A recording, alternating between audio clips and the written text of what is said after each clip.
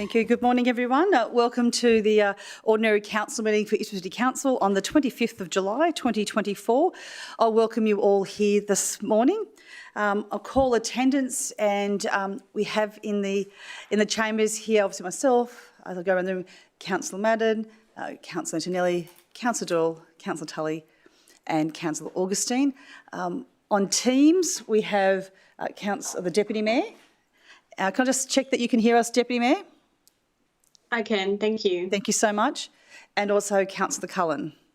Can I just check that you can hear us and we can hear you? I can. Thank you, Mayor. Thank you. Thank you for operating from Teams and not bringing your lurgy into the chambers. Appreciate it. It's been tough. I haven't been this sick for years. I'll now move on to, and obviously, and Councillor Madsen is here. Thank you. Oh, all good. I'll move on now to the acknowledgement of country. Ipswich City Council respectfully acknowledges the traditional owners as custodians of the land and waters we share. We pay our respects to the elders past, present and emerging as the keepers of the traditions, customs, cultures and stories of proud people.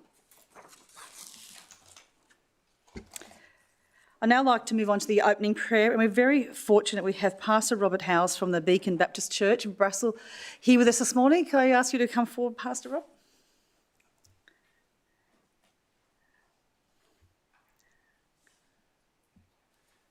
Good morning, thank you for joining us. Thank you, Mayor, appreciate it. Please feel free to introduce yourself, and if you want to tell us a little about your church and what you do, and lead us into prayer. Yep.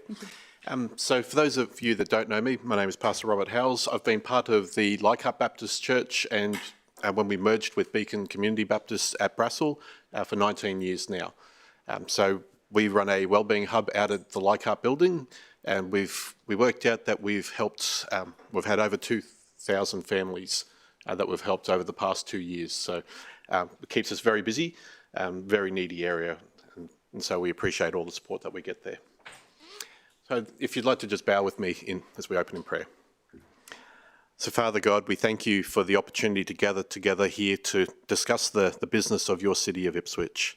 We thank you for its history from the First Nations people that were here when the place was called Tulma, right through to today's meeting, Father. We pray that what is discussed here will be a blessing to all those that live in Ipswich and to the future residents that will call this place their home as well. May you bring unity and may you bring positivity and encouragement to each of the councillors, to the Mayor, to all of Council as they do the work on behalf of all our residents. So bless this time together, we ask in Jesus' name. Amen. Thank you. And thank you for all the work that your congregation do in our community. Sorry, I'll say it again, I didn't have my microphone on. Thank you, Pastor Robin. Thank you very much to you and your congregation for all the work in the community. We move on now to item 4, which is apologies and leave of absence, and I have none. Item 5 is condolences, and Councillor Tully has a condolence motion, so I'll hand over to you now, Councillor Tully. Yeah, thank you, Mayor. I move that Council convey condolences on behalf of the citizens of the City of Ipswich to the family of the late Reginald Thomas O'Day, who passed away on the 28th of June 2024. So just wait a second. Oh, you don't have to, but if it's okay, thank you, Councillor Tully. Yep. Reginald Thomas O'Day lived at Brisbane Terrace, Goodna, with his wife Anne, who passed away late last year. He was born on the 8th of August 1935 and passed away on the 28th of June 2024 at the age of 88. Reg lived in Goodna all of his life and was highly regarded and respected in the greater Goodna area. He was an electrician by trade, working in later years at the Swanbank Power Station. Reg enthusiastically involved himself in the wider Goodna community with many local causes and community groups. In the 1950s, he played football for the Goodna and Districts Rugby League Football Club. He became a powerhouse of information about the 1955, 1974, 2011 and 2022 floods, and knew every detail of the local topography, understanding rising flood levels and which streets and which homes would be flooded and in what order.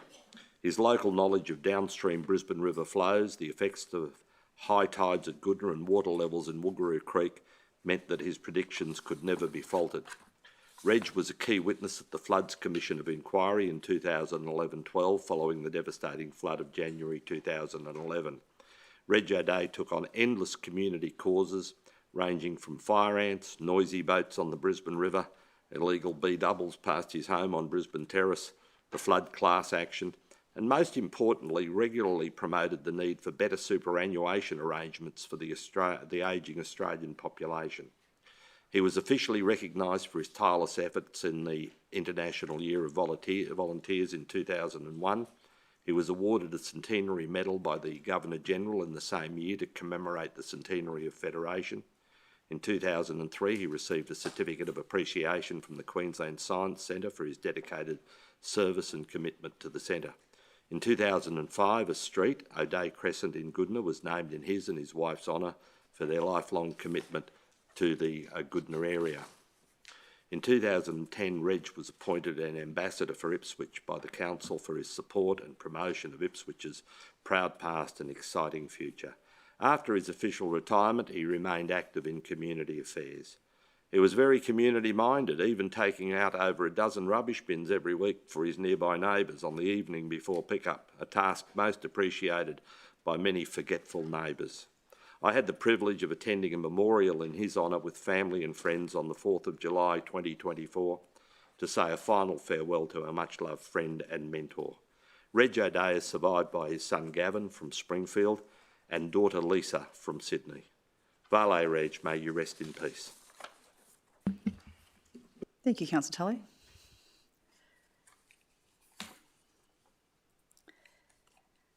We now move on to item 6, which are tributes, and there are none. Item 7, presentation of petitions, there are none. Item 8, presentations and deputations, and I have the honour of presenting 2 awards here. I would like to present Ipswich City Council CEO with 2 awards that recognise the Nicholas Street Precinct development for urban design excellence, delivering a high-quality city heart that is maximising social and economic benefits for the Ipswich community. I was honoured to join with Economic and Cultural Development Committee Chair, Councillor Pi Augustine, recently at the Queensland Parliament to receive the prestigious Minister's Award for Urban Design, and also a second award as well, the Movement and Place Award, from Minister for Local Government and Planning, Megan Scanlon MP, on behalf of our council and community. The Minister's Award for Urban Design judged the Nicholas Street Precinct on climate responsiveness, improvement to local character, enhancing natural systems, connectivity, creating a great place for people to live, diversity, adaptation, leadership and effective engagement. The Movement and Place Award recognised the importance of quality design in shaping communities and the integration of transport and movement to support social and economic outcomes. The Nicholas Street Precinct is a once-in-a-generation redevelopment of our city centre, and these awards are a further testament that Council is delivering on its promise to revitalise the city centre.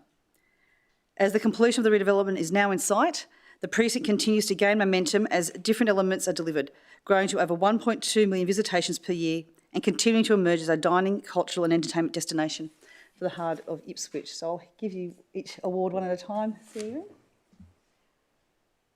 This one first.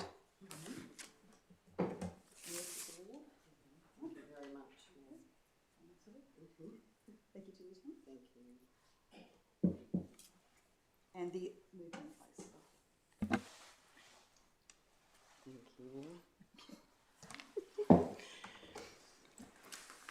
Thank you very much, Mayor. As Chair, if I could just briefly mention that these awards really go to the work done in 2018, 2019, as you already appreciate, but just want to acknowledge the effort of multiple teams in Council at the time, working with partners to do the work, to design the precinct and Tulma Place in a way that would build it for us to activate for generations to come in the future. Thank you, Mayor.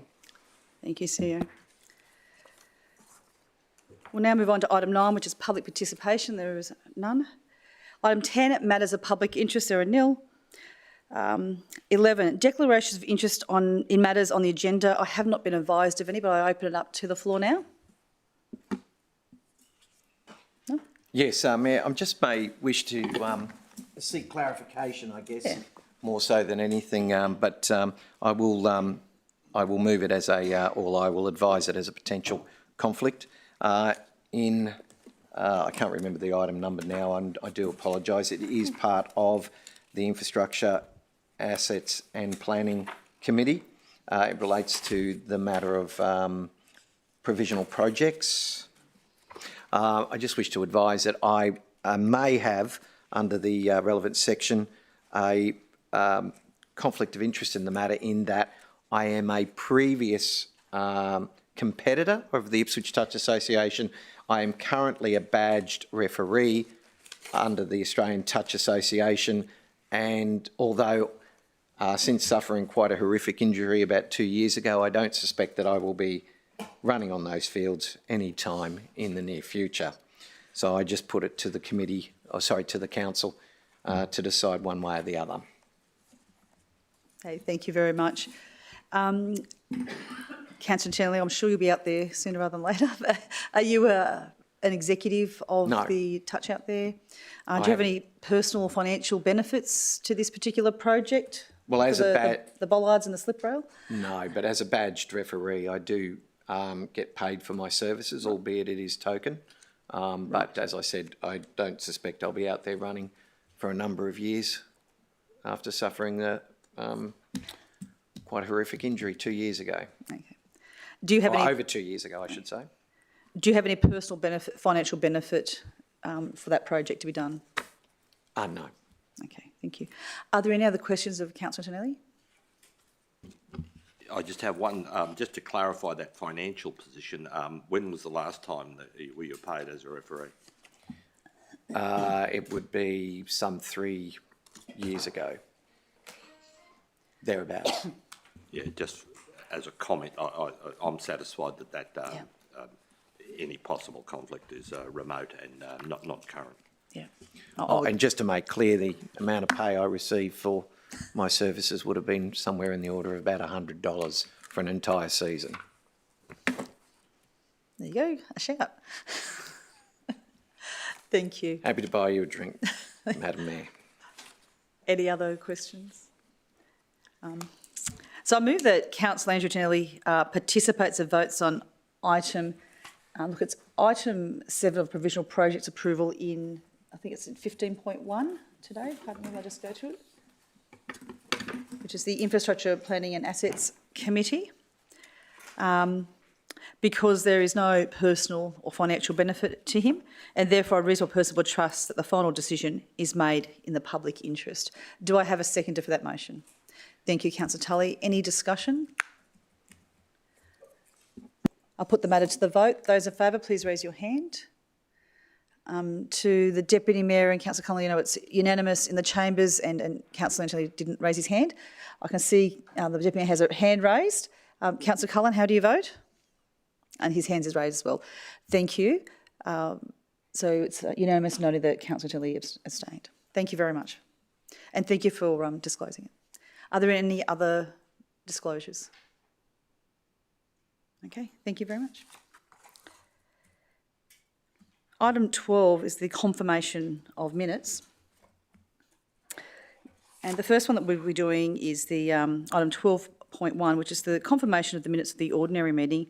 And so the minutes of the ordinary meeting held on 20th of June 2024 be confirmed. I will move that. Do I have a seconder for that? Thank you, Councillor Tully. Any errors, omissions, amendments? No, I'll put that to the vote. Those in favour, please raise your hand. Thank you. Deputy Mayor and Councillor Cullen, unanimous in the room. How do you vote? And they've both got their hands up. Same thing. Thank you very much. Wonderful. Nice. The next one is item 12.2, which is the confirmation of the minutes of the special meeting, which was the budget meeting. So the recommendation is that the minutes of the special meeting are held on the 27th of June 2024 be confirmed. I will move that. Do I have a seconder for that? Thank you, Councillor Antonelli. If I could just speak to that briefly, because it was a budget meeting.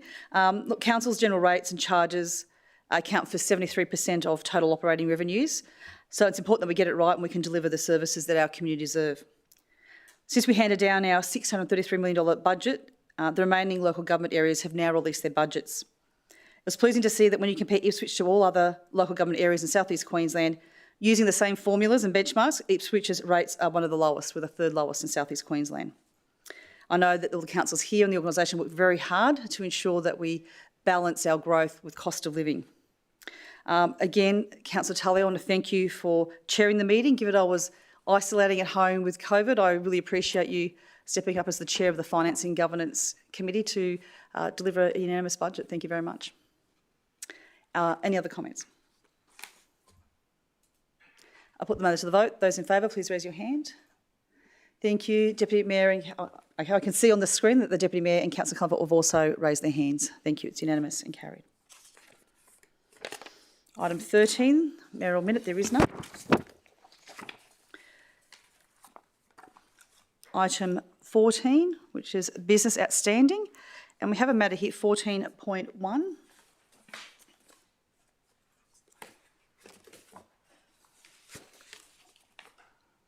And it's the response to the mayoral minute titled Permanent Police Shopfront for Town Square, Redbank Plains. And the recommendation is that the letter of response from the Minister for Education and Minister for Youth Justice to the mayoral minute titled Permanent Police Shopfront for Town Square, Redbank Plains be received and the contents noted. So I will move that. Do I have a seconder for that? Thank you, Councillor Doyle. In speaking to that, look, since moving the mayoral minute during the February Council Ordinary meeting around the establishment of a permanent police presence at the town square at Redbank Plains and to enact Violeen's law in an effort to reduce youth crime, we've had a lot of positive feedback from Violeen's family and also the community. I've spoken directly with the Premier and the Police and Community Safety Minister, Mark Ryan MP, at their Ipswich Cabinet meeting. I also sent this letter on behalf of you all to the Minister for the Minister, the Police Commissioner and the Attorney General of Queensland with our request to increase police presence and look at a repeat offenders and bail conditions on behalf of our community. Pleased to say that the Queensland Government have since announced 40 extra police and 10 new police cars that will roll out across Ipswich in the next 2 years, which is no doubt in response to our advocacy but also the community pressure. It's a really good result to see. I table here the response that we received from the Attorney General, Minister for Justice and Minister for the Prevention of Domestic and Family Violence, the Honourable Yvette Darth, and who acknowledges the initiatives the Queensland Government have implemented since we wrote to them. I do note that Opposition Leader David Christofouli has also introduced a policy to sentence kids who commit serious crimes as adults and has discussed with Violene White's family. It's great to see positive action occurring off the back of our advocacy, because Ipswich residents deserve to feel safe and a more visible police presence will go a long way to achieving that. I'll open up for any other discussion. Thank you, Councillor Tilly. Yeah, thank you, Mayor. And as a former police officer myself, I'm very pleased to see that. I'm also wish to commend the new Police Commissioner, congratulate him on his post, Commissioner Golczewski.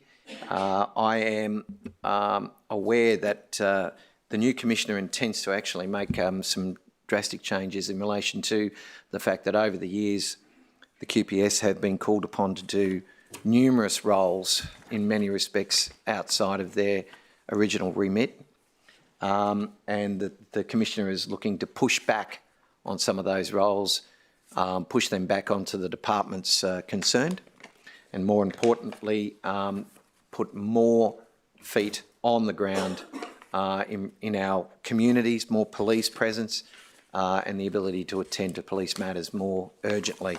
And I commend him for that. I think that the thin blue line was actually worn very, very thin over the last 10 to 15 years as their services have been pulled away to attend to other matters, things such as roadside speed cameras, and some other matters as well, which I won't go into here. However, I think you'll see that pushback effectively mean we will see more police on the ground. And I commend the Commissioner, the new Commissioner. Again, congratulate him on his appointment and commend him for his movements in that area. And many of my former colleagues are also quite pleased.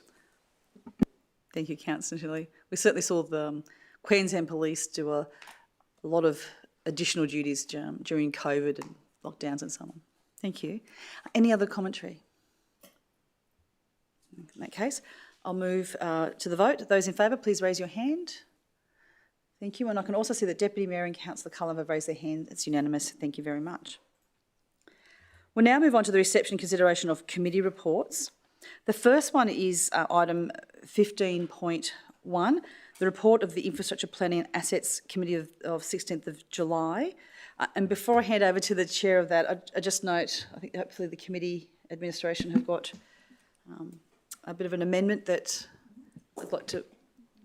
With the Yeah. Mayor's indulgence, Yes. I was looking to move the first item being Stone Quarry Yes. Cemetery separately. Yep. Well, actually, it may not be the first item. Yes, it is. Correction, it is the first item. I was looking to move it separately with your indulgence, Mayor. So will we look at doing 1 and 7 provisional projects separately? No, just item 1 separately. Okay. Thank you. All the others would be moved collectively, Okay. unless there is at your. I'm happy to be guided by you, Mayor. Yeah, my apologies. I only sent the email yesterday. Sorry, last night. Yes. I missed that. If you'd like to move Sorry. that, what was it, item? So item 7, provisional projects B, which was on the Rotary Peace Poll. Just move an amendment, and I'll wait for Vicky to put it up. Yeah, I don't have that in front of me, Apologies. that amendment. I do think apologise, Vicky Mayor. will- So is it a particular recommendation to be moved separately, or is it the entire item? So may I recommend that we move all items except for 1 and 7, and then go to 1 and 7 separately, if that's okay with you? Yep. Thank you, Mayor. I'll hand over to you. So we'll move all items except for 1 and 7, and that was moved by the Chair, Councillor Antonelli. Do you have a seconder for that? Thank you, Councillor Madden, sorry. Thank you. Move into discussion. I have nothing to say in relation to the other items. No. Thank you. In that case, I'll put the matter to the vote. Those in favour, please raise your hand. It's unanimous in the chambers. May I just check with the Deputy Mayor? Yep, so I can see now Deputy Mayor and Councillor Cullen both have their hand up. It's unanimous and carried. Thank you. We then go to item 1 of that particular report, which is the Stone Quarry Cemetery Community Consultation. So I'll hand over to you as the chair of that committee, how you'd like that managed. Yeah, thank you, Mayor. I'd like to move item 1 of the Infrastructure Planning and Assets Committee 2024, number 2, of the 16th of July 2024 for discussion. Okay, thank you. Do we have a seconder for that? Thank you, Councillor Madden. Open it for discussion, Councillor Tully. Just in relation to this matter, Mayor, there has been, since the committee meeting, quite a deal of movement in this area.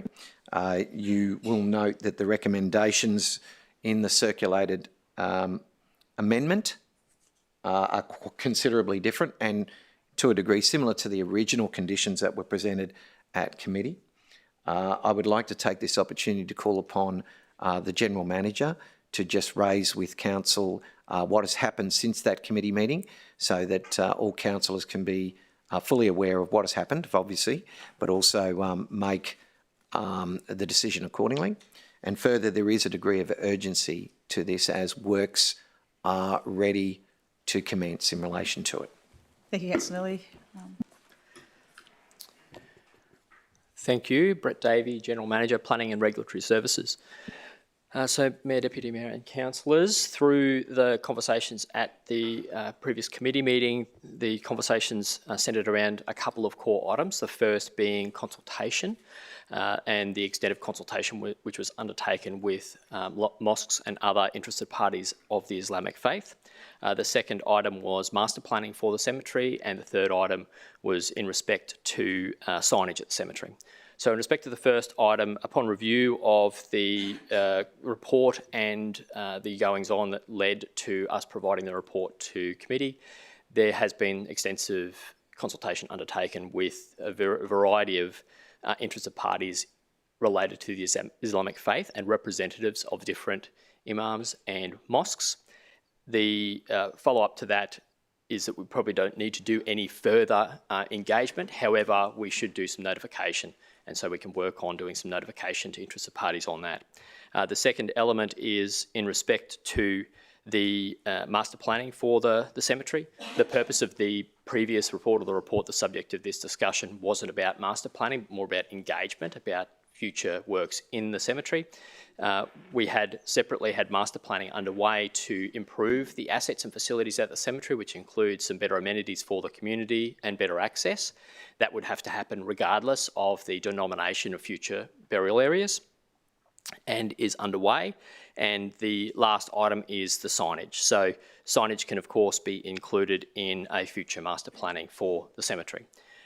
It is anticipated that the intention of the committee was not to pause those other improvement works for the benefit of the community, but to ensure that we address those other issues discussed before further interments occurred or further changes to the cemetery occurred, and hence the proposed recommendations. Thank you, Mr Davey. At the committee meeting, there was some discussion about different Islamic faiths who was consulted. I know you said it's been done, but do you mind providing some more detail? Yes, of course. So the consultation was with the Queensland Council of Imams, the Queensland Islamic Society and the Muslim Funeral Service. In addition, it included the Islamic mosques of Brassel, Redbank Plains, Springfield, Camira, and then it is a little bit unclear, but we suspect there were a broader conversation with other mosques. It's worth noting that there are different practices between different elements of Islamic faith. So similar to any other faith that would seek to be interred in the cemetery, we make allowance for that interment. It's up to the individual and the faith to determine if they will utilise a service at a particular location. So again, similar to all of us, we would all identify a specific location where we choose to be buried. So the thrust of this is that we've made an allowance for a faith to be interred at this location, and then it's up to themselves and the relevant element of faith to choose. And I think also there was some options in Goodna, is that correct? Yes, we believe they have secured options for interment in Goodna and other cemeteries outside of Ipswich as well. Okay. Thank you. I just want to check with councillors if that answers the questions that were raised at committee. Because that answered the questions that I raised at the last council meeting, Chair. Thank you. Any other questions? Yeah, and again, with the indulgence of the Mayor, rather than a question, a request of the GM, just ask that you pass on our thanks for the hard work that you, Ms Connington and Mr Schultz have undertaken in relation to the consultation and preparing this matter in such short time since the committee. Good work. Thank you very much. Thank you, and I'll pass that on. Thank you. Before you go, Mr Dave, I think Councillor Cullen has a question. Yes, Councillor Cullen. No, I'm all good. I was just, yeah, it's all right. Thank you. Good job, mate. Thank you.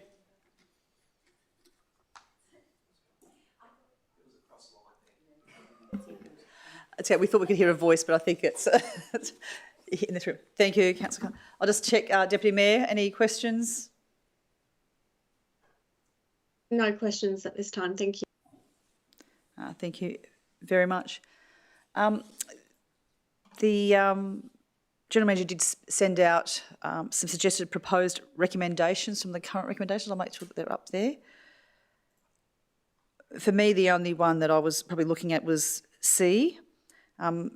We now have a council resolution that's very clear with signage, that once signage is printed, it doesn't change. So I'm very keen for the signage to come to council for approval, even if it's a briefing note or a flying note, but to me it's really important that the actual wording and the images and what it looks like come to council. So I'm keen to make an amendment to C, because it says that the master plan, the subject of recommendation B, include proposed interpretive features including information signage. Point of order, Mayor, if I may. Have we actually moved the amendment? No, we haven't. So that's what I'm about to do. That. So I was going to say, as chair, if I could just add in there and move that, if that's otherwise, I'm happy to move those 4 recommendations and ask for a seconder and then look to amend it. If that's so, I'll move it as put forward by the council officer. Those 4 recommendations, A through to D. Do I seconder from Councillor Lee? Thank you. I guess speaking with the seconder, I'd like to add to C that signage is to be considered by council. And I see Councillor Tully's got his. No, look, I've got a point of order and a declaration I probably need to make, which has arisen unexpectedly. So I think I need to do that now. In accordance with Section 150 EQ of the Local Government Act 2009, I inform the meeting that I may have a declarable conflict of interest in item 1. The nature of the declarable conflict is that I'm a trustee of the Goodna Cemetery Trust appointed by the state government. I previously declared this at other meetings. We're certainly not paid. It is a remote connection between the Goodna Cemetery and this cemetery, although that has been mentioned, and I was unaware of anything but normal, usual burials at the Goodna Cemetery. So I'll invite the meeting to decide whether or not I've got I'm permitted to stay and vote on the matter. Sure. I guess I'll ask you, do you think you have any conflicts? Are there any personal or financial benefits to you? No, not at all. Are the two cemeteries seen as competitors, or is that industry very, very different? They're just seen as services? It's usually as a choice, the Ipswich Cemetery and Worrell View. Yeah. But it was mentioned about the Goodna Cemetery and arrangements made there, so that probably triggered in my mind for the first time in about a year that I should make this declaration. Thank you. I'll open up for other questions of Councillor Tully. I'm happy to move that Councillor Tully has no conflict of interest in the matter. So if you could move the actual motion, or would you like me to do it? Or? I'm happy to move it, Mayor. So could you read out the motion that you wish to declare, that you'd like to move? Say again, sorry. Could you actually read out the motion that you'd like to move? Yes, I move that Councillor Tully participates in the votes on the item before us because he has, and this is quite confusing, because I don't believe he has any personal interest or in the matter. Thank you. And therefore a reasonable person would trust the final A decision reasonable person would certainly come to the same conclusion. Okay. Thank you. I'm happy to second that. Any discussion? I'll put the matter to the vote. Those in favour, please raise your hand. I'll just see how the Deputy Mayor and Councillor Cullen have raised their hands, and I note that Councillor Tully has abstained. Thank you very much. Thank you for disclosing that as the matter arose in the room. Thank you. Now, if I go back to recommendation C, Vicky.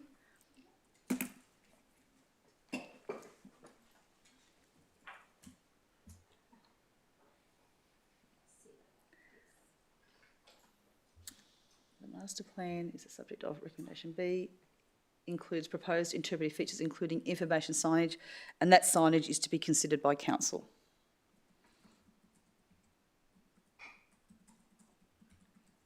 I'm happy to have that wordsmith, but Councillor Tinley, are you in agreement with that as the seconder? Yeah, I'm just reading it sure. again, just to ensure that its grammar is good, I guess. I'm happy with the suggested amendment.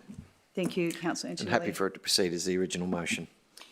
Thank you. Excuse me, Mayor, sorry. Yes. May I just see clarification through you as the chair? So are you asking that the wording of the information signage comes back to a council meeting? So I said before, I'm happy for it to be a briefing note. I just want to make sure councillors get the opportunity to see it, the actual sign, if there's any images, the wording, before it's actually printed, because of that council resolution where once the signs are done, it can't be adjusted. So I think it's important that these things come to us to have that final review. Through the Mayor, I would think that the way that's worded, it would have to come back to this meeting by council, and being that it is a resolution of council, it would probably need to come back. I think I see where the CEO is going here, yeah. I guess for me, a belt and braces. It's the motion, as it was given to us by the council officer, says that the master plan, the subject of recommendation B, includes proposed interpretive features, including information signage. There's no compunction to come back to council to show it to us. So that's the important part to me, that it comes back to council. Would it be, again, through the chair, and my apologies, would it be better that it would just be in consultation with all councillors, perhaps? Therefore, it wouldn't require... I'm sorry, I've been burnt too many times. Oh, no, want it to I come to appreciate us as a that, council. Mayor, and Sorry. I'm happy to work with you on this. Yep.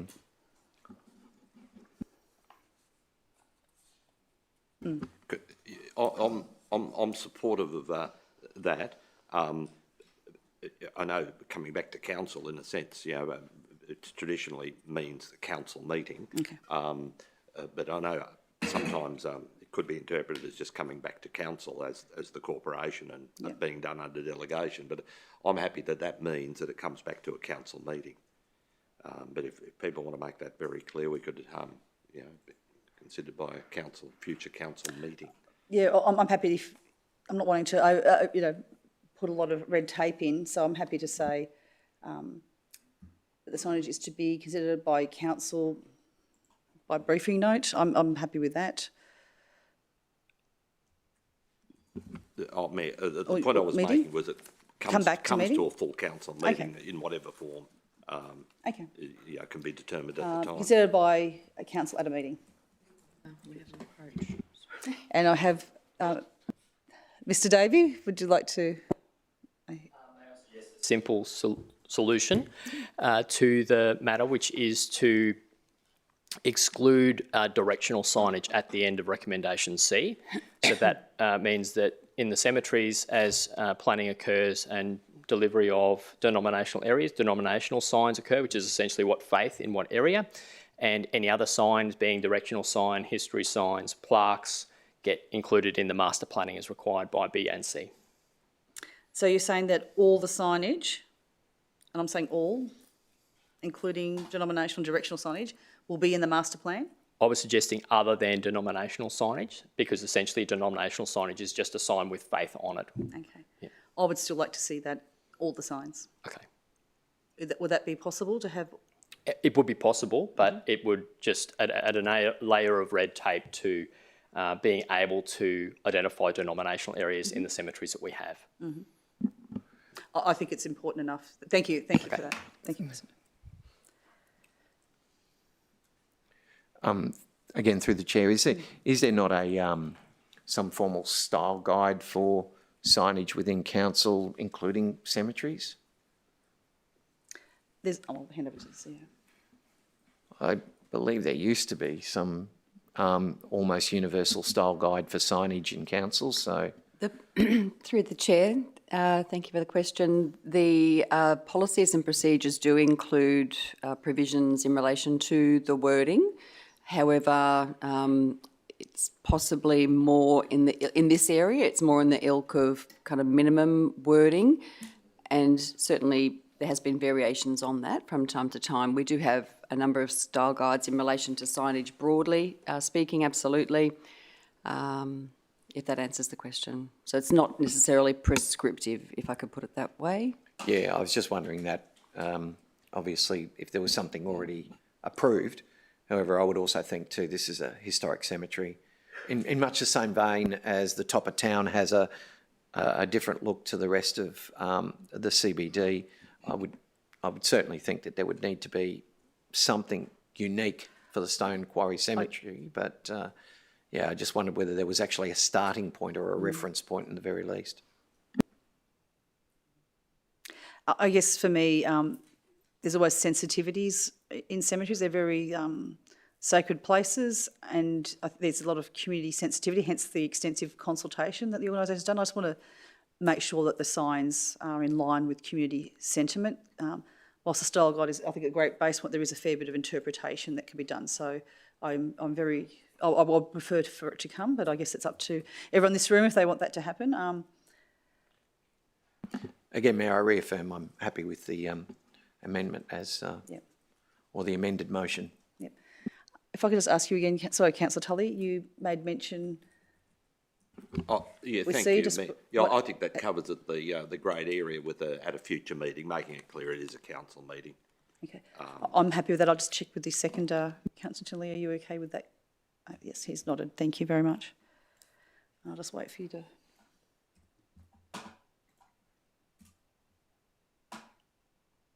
Thank you. So you can see the 3 recommendations there. Sorry, the 4 there now. Thank you.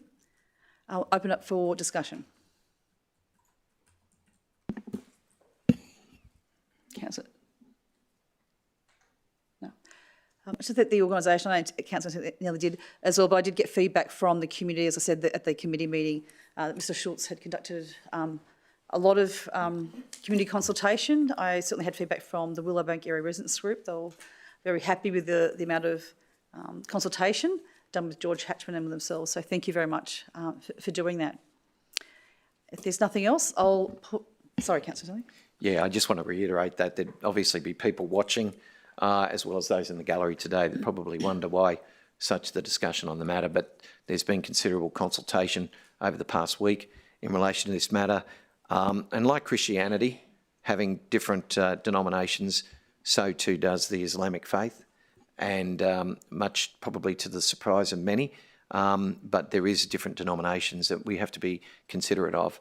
Again, I commend the staff for their level of commitment to the consultation in this process.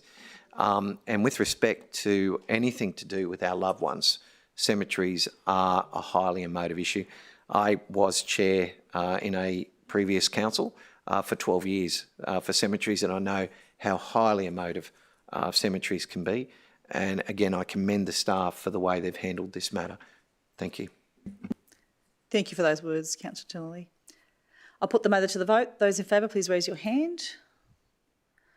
And I'll just wait. It's unanimous. I can see the Deputy Mayor and Councillor Cullen also have their hand up. Thank you very much. We'll now move on to item 7 of that paper, which is the provisional projects approval. And in particular, it's recommendation B, but I guess we'll look at A and B. Council did have a few questions in regards to the Rotary Peace Poll.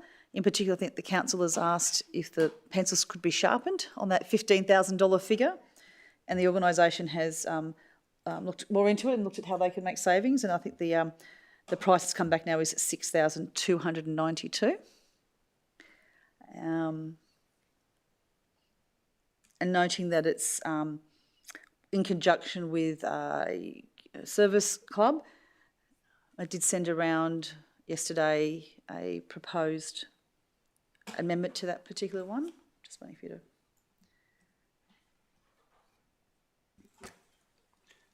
Mayor, can I just interpose on that? That I understood that the proposed amendment was to with that wording in the second paragraph, but for the purposes of speeding up the process rather than having to come back to a meeting in August, that first paragraph of B be deleted and it just yes, read. You were correct. Yeah, yep. It's subject to approval. Okay. So I'm okay.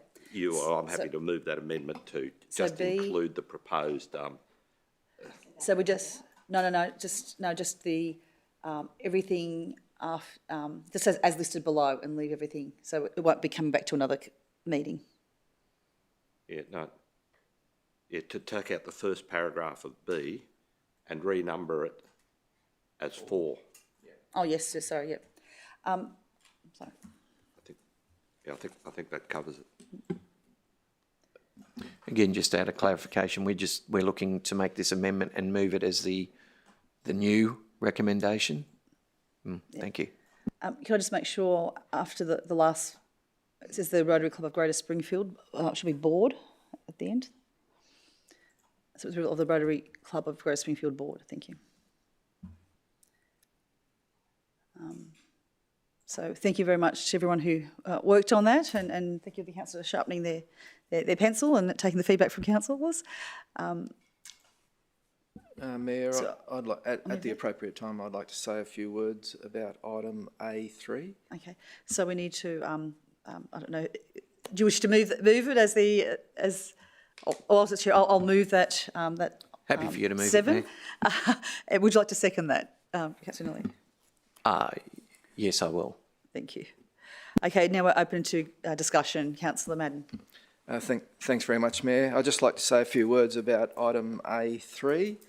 While Rosewood has a very good footpath network, the footpath on the west side of School Street stops 30 metres short of the entrance to the driveway for the Rosewood School Hall. Events are regularly held at the hall. They include not only school events, but also community events such as the Rosewood Lions Citizen of the Year ceremony. As well, the driveway to the school hall is a primary access point to Rosewood State School for both students and staff. I'm sure that Rosewood residents will be very pleased to see that this missing link in the Rosewood footpath network will finally be constructed by council. Thank you, Councillor Madden. Thank you for advocacy for that. Open for other discussion. Just waiting. Yep. If I may, Mayor, Yes. if I could speak to the sub-recommendation 2, which speaks to the installation of the bollards associated with the slip rail, etc., for the car park adjacent to the Ipswich Touch Association. I just want to thank, again, the staff of the AIS section for assisting us with this. This came about essentially because there was a lot of ad hoc parking around the Touch Association, which during wet weather could lead to damage to the area adjacent Crescent Street, I believe. And I see this as a workable solution. I also thank my fellow councillor, Marnie Doyle, in supporting this matter. I think it's a very positive outcome, and no doubt the Ipswich Touch Association will be very appreciative. Thank you, Councillor Chinelli. Is it you, Councillor Augustine? Yeah, thank you, Mayor. I'd just like to talk to A.1, just the facility at Redbank Plains Recreational Reserve, the extension of the facility it's a caged area. Westminster are very pleased, will be very pleased with this outcome, and it was of no fault of their own. Rules got changed through the sport and they needed to store different size goals, which they didn't really have to in previous years, and so trying to store it down at the rec reserve became quite problematic. And so to be able to extend this caged area so they can secure their goals will be well received. So thank you. Thank you, Councillor Augustine. Any other discussion? No, in that case, I'll put the matter to the vote. Those in favour, please raise your hand. I can see it's unanimous here, and I can see the Deputy Mayor has her hand raised, and so does Councillor Cullen. So unanimous. Thank you very much. We now move on to item 15.2, which is the report of the Finance and Governance Committee on the 16th of July 2024. So I'll hand over to Councillor Tully on how he'd like that report managed. Yeah, thank you, Mayor. I'll move that Council adopt the recommendations of the Finance and Governance Committee number 2024-02 of the 16th of July 2024. Thank you very much. Do I have a seconder for that? Thank you, Councillor Doyle. Any discussion? Yeah, just briefly, Mayor, and firstly in relation to item 11, this is the ongoing subordinate local law changes to facilitate off-street parking at Springfield Central near the adjacent to the YMCA. This has now proceeded to making a final decision. Previously, because it was land owned by council and wasn't a public road, we weren't able to lawfully install parking signage, which had been requested through the YMCA because of the number of people who attend there during the day. And I'd like to thank the staff for, over the last few months, to enable this to come to fruition as a final amendment to the subordinate local law, which will certainly improve and facilitate available parking for people who attend the YMCA facility in particular. The second item, and I'll just mention it briefly, is the Swifts Leagues Club at Cameron Park at Bouval. This is an ongoing matter. Councillors here and in the previous term, of course, we approved a new lease in relation to that facility. has been an ongoing situation. It's in a public park. It was the former bowls club there. I'm very pleased that we're able to move this forward. There's been much discussion between officers and the club to facilitate this, and we are proposing to delegate to the CEO the power to take action in relation to the variation of the existing lease. And I would hope that the proposed framework and the commercial approach which is being proposed will mean that there'll be an expeditious resolution of this matter, so that will be a club that's back to its former and perhaps even extended glory, and providing another ongoing major facility for the people of Ipswich. Thank you, Councillor Tully.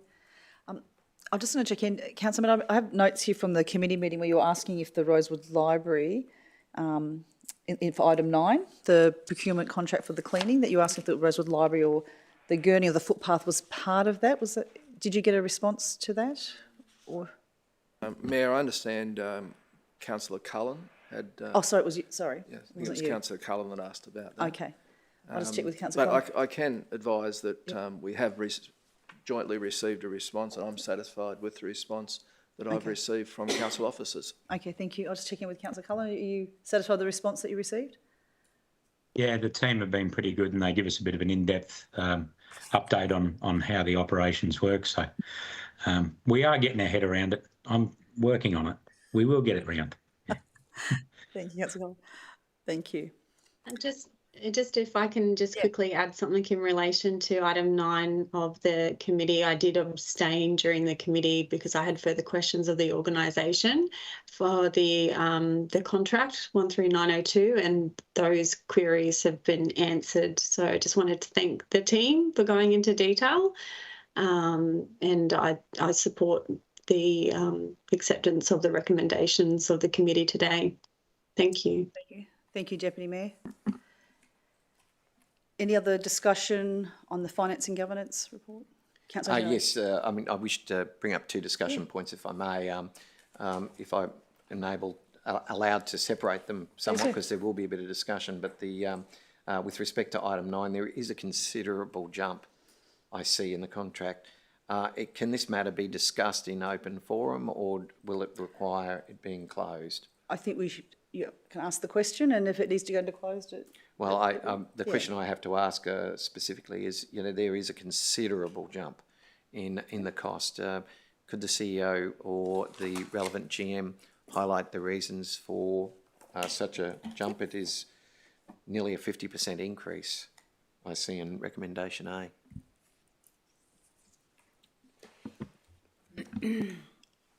So we can, through you, Chair, we can call the relevant General Manager up.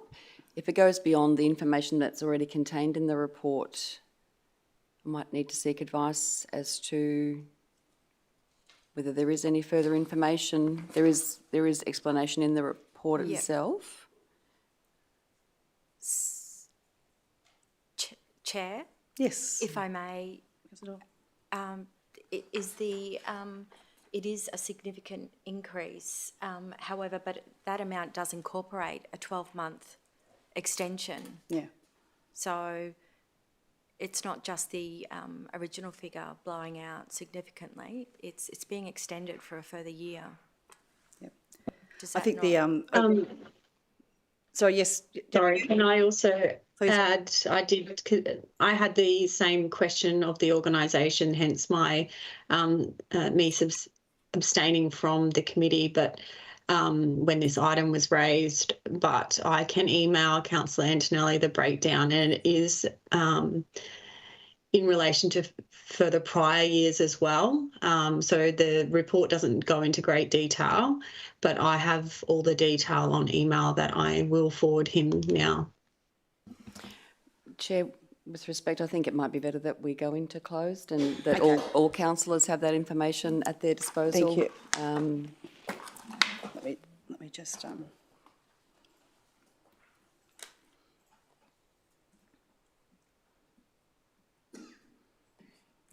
And that would accord with the policy in terms of provision of information to all councillors with matter relevant on an agenda.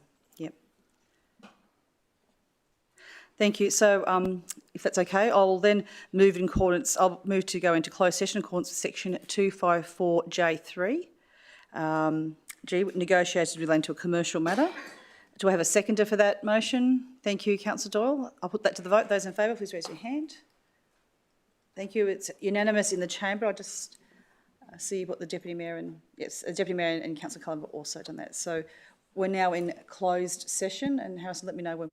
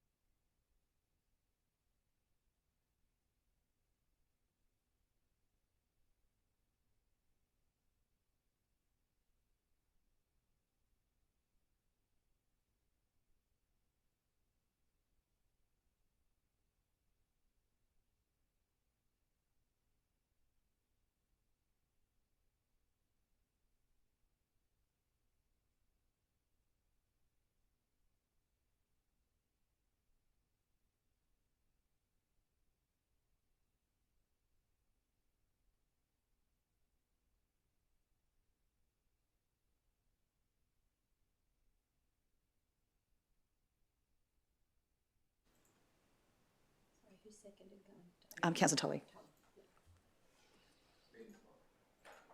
Well, thank you so much. We're back live. Thank you. We just came out of a closed session discussing some of the commercial aspects, and I think there's quite a bit that we'd like to discuss. So may I ask for Mr. Smith to come to the lectern, please?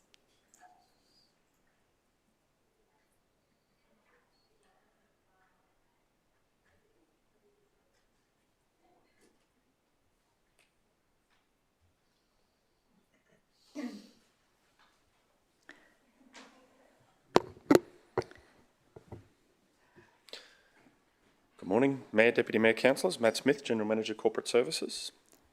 Thank you, Mr. Smith. Do you mind outlining why the increase in regards to scope and other costs and why? Thank you. Not at all, Mayor. So this contract has a number of areas that have added to the additional increase in cost associated. So obviously the first piece is an extension in the timeframe associated with this contract, the additional year. But we also have two other elements around scope. So the inclusion of the communal areas within the venue building, once that opens, have been included for cleaning in terms of this contract, in addition to transitioning from an internal service provision to having the Tolmer Place cleaned under this contract to allow us to divert those resources that are currently doing that work to some other council facilities. There's also been a general cost increase. So over the period of this contract, we've seen quite some significant increases in CPI, in addition to some other legislated changes around superannuation growth and the like. That's had a significant impact on this contract, particularly noting that for cleaning services, the majority of the effort is labour. So that does have a significant impact on the cost. So the additional increase around those general cost increases over that period of time for CPI.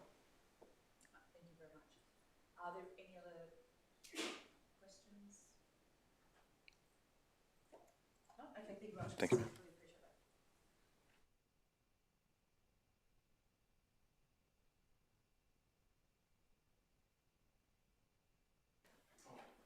Thank you, Councillor Tully. Yes, yeah, but it's discussion on the second matter. Just in relation to the Swifts sports... Actually, sorry, on this particular matter, item 9. Oh, no, sorry, my apologies. Yeah, okay. Anything else? No? I'd just like to share with you, I guess, the email with some additional information from the Deputy Mayor and the organisation. I do note that the contract isn't just the CBD or Nicholas Street Precinct. It's obviously Bradfield Bridge, the carpet cleaning and this council building, pressure cleaning the Queen's Park Education Centre and the surrounding paths, Limestone Park netball courts, the Queen's Park Nature Centre, the Springfield Sports Complex, bus stop cleaning, as well as Toomer Place, and as well as ad hoc as required as well. So it's an increased scope as well. So anything else on number 9? No. So I think number 12, Swifts, you wish to speak to that, Councillor Tinley? Yes, if I may, Mayor. Just, I guess the community has been quite frustrated, I guess, to watch and see the Swift Sports Club come to its state over the years. I just wish to commend my fellow councillor, Marnie Doyle, and the council staff. There has been quite a degree of urgency in working with Swifts to come to this position where we are now. So thank them very much.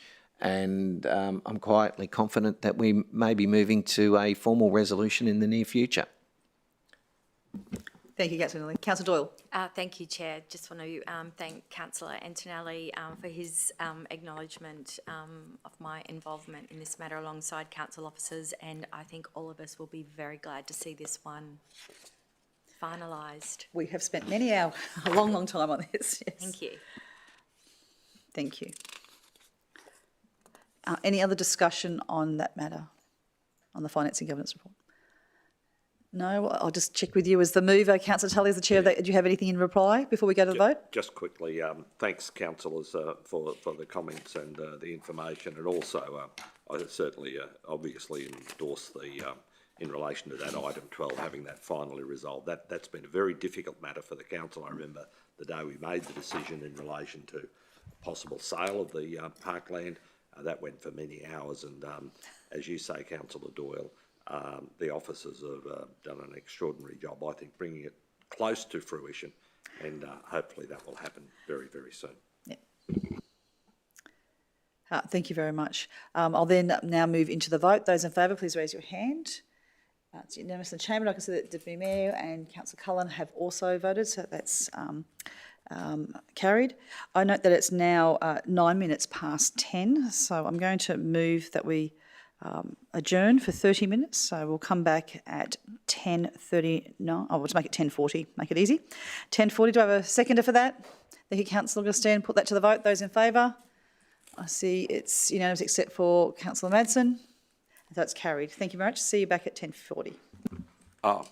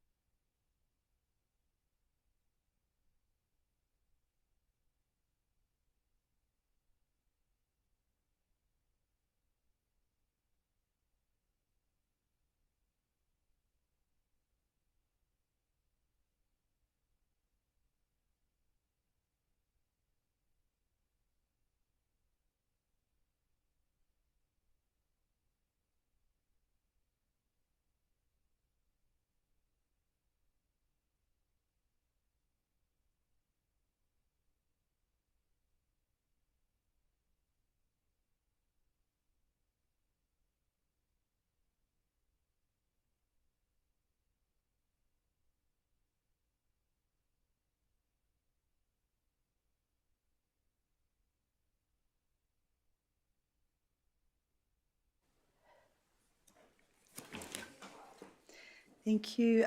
Good morning. Welcome back to the Council Ordinary Meeting for the 25th of July. It's 10:40. I just want to make a note that as we adjourned into for morning tea, I called the vote for those for, and I didn't call for those against. So I just thought it'd be clear that Councillor Madsen voted against. So my apologies for closing that off before we had completed that vote. Okay, we're now on to item 15.3, which is the report of the Community and Sport Committee. So I'll hand over to the chair of that committee to see how he would like that report managed. Thank you, Mayor. Just happy to recommend that recommendation as is to proceed. Thank you very much. Happy to move it also. Thank you. And do I have a seconder for that? Thank you, Councillor Augustine. Thank you. Any discussion? Thank you, Mayor. The committee just had the one matter, just an update on our community funding programs and how they've been allocated. And also just happy to report to the council that we'll have some information next month about our libraries, and I'll be talking to the General Manager to talk about what sort of ways the committee can deal with emerging sort of strategic matters over the next 12 months. Oh, good. Thank you. Councillor Augustine, the seconder, do you have any comments? Oh, not at this moment. Thank you, Mayor.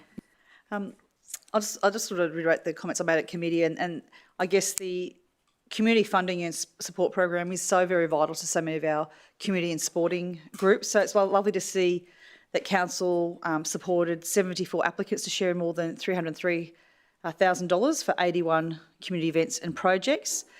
All that funding, all those grants are listed on the council's Transparency and Integrity Hub. This funding went towards events like the 2024 Anzac Day services and marches, the Ipswich Labor Day event, shows, and much, much more. These funds are also provided to purchase sporting equipment for sporting clubs, school holiday programs, and some really great workshops and programs for artists as well. And just so you know that obviously council continuously runs Stronger Communities grant writing workshop, and so just look on our website to see. There's one I think on Monday out at Goodna. So yeah, just always look out for that. They're really great for capacity building your organisation. I'll open it up for any other comment. In that case, I'll move the matter to the vote. Those in favour, please raise your hand. So it's unanimous here, and Deputy Mayor has her hand up, and I'm just seeing what Councillor Cullen's doing. Councillor Cullen, are you voting for? Yes, Okay. hands up. Thank you. May not be off. Thank you. Thank you. That's the camera's on. It's okay. It's unanimous. Thank you very much.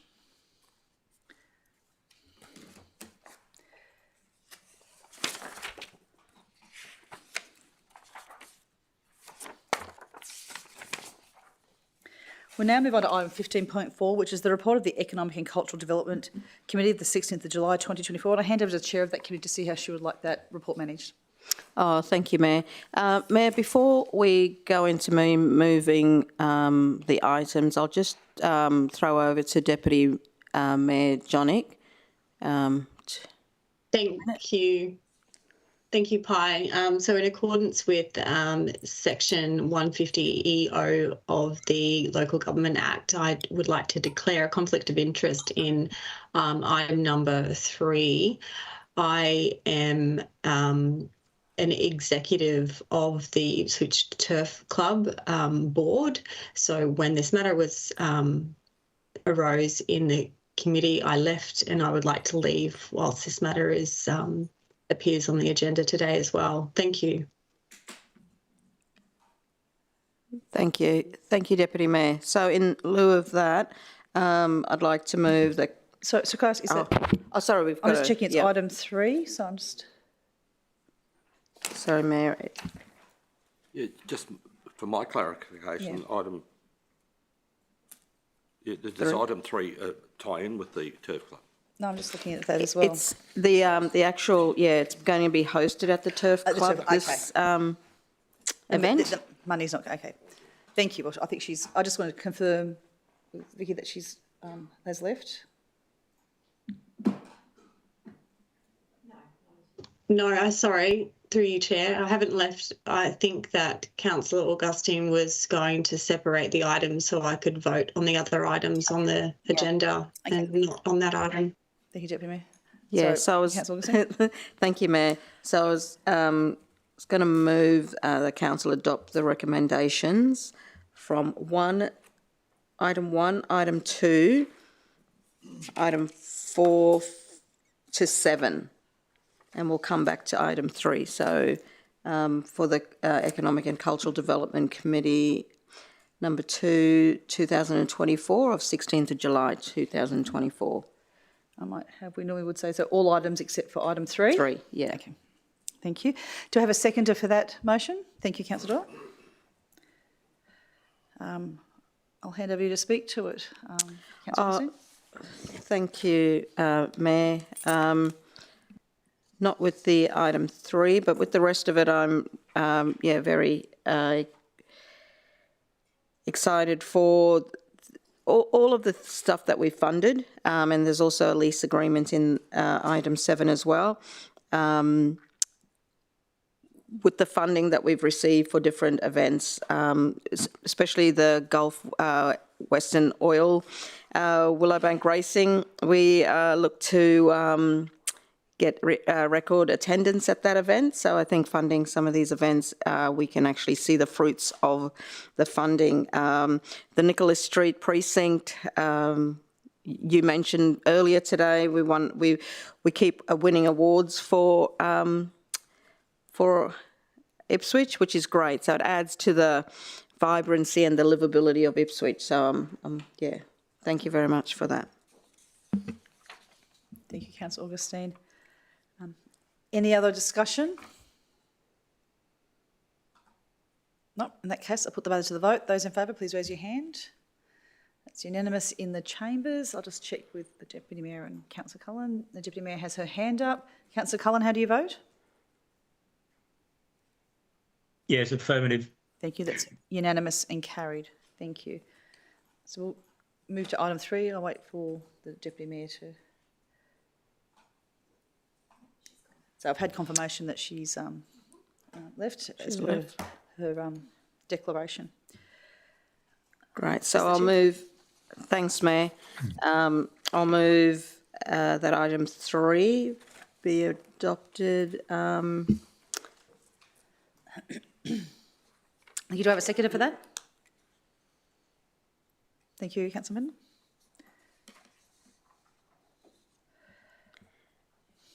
Would you like to speak to it? Yeah, thank you, Mayor. This this event is going to be form part of our Galvanise Festival, which will start in August, and for me, it's something that we need more of. It's the Aboriginal and Torres Strait Island event with the Wild Foods and Cultural Festival, and I think we need more of that. We actually got this one. It's been in existence for a couple of years in Brisbane, so I'm really pleased that we could get such a good established event that we can hold in Ipswich. Absolutely. I think it's great to see that Galvanise, certainly the last 2 years have had a real focus on our First Nations heritage as well as our European heritage. So I think it's a great attraction. The organisation that does this is a locally based Ipswich business, locally Ipswich-based Indigenous business. So they've held the event, I think, for about 4 years outside of Ipswich. So it's great to see here. And I think having First Nations-led events like this will certainly add to the people who come to Galvanise. Any other discussion? I'll put the matter to the vote. Sorry, just Councillor Cullen. No, I just wanted to say I think this is a great event, and be surprised to understand and realise how many of our First Nations people are involved in this, and the wild food, learning about our history and learning and understanding our history. I think it's something that we should embrace, considering a lot of people come from this region. Exactly. Thank you. Any words in closing, Councillor Augustine? Just, 65,000 years of continuous traditions coming to Ipswich, so kudos to the events team and that have put this together. Thank you. And with that, I'll put that matter to the vote. Those in favour, please raise your hand. Okay, it's unanimous here, and Councillor Cullen has his hand up. Thank you, it's unanimous and carried. I'll just wait for the Deputy Mayor to come back on before we move to the next matter.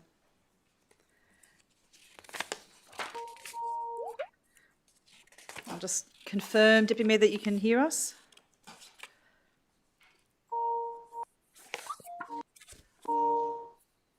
Yes, I can. Sorry. Thank you. Thank you. Wonderful. So now we'll move on to item 15.5, which is the report of the Environment Sustainability Committee of the 16th of July 2024. I'll hand over to the chair of that committee to see how he would like this report managed. Thanks very much, Mayor. I'm pleased as chair of the Environment and Sustainability Committee to present this report. I intend to move items 2, 3 and 4 as a block unless councillors wish to talk to council officers with regard to item 4. And if so, we would need to go into closed session. I don't think any councillors require council officers with regard to item 4.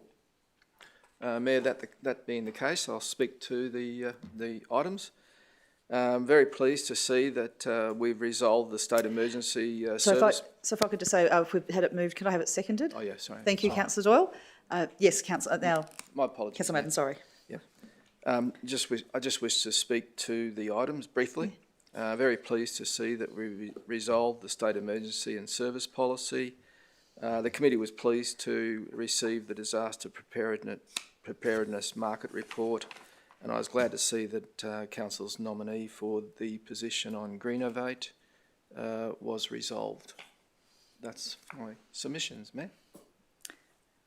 Thank you, Councillor Madden. It's a big portfolio you have there. Any other discussion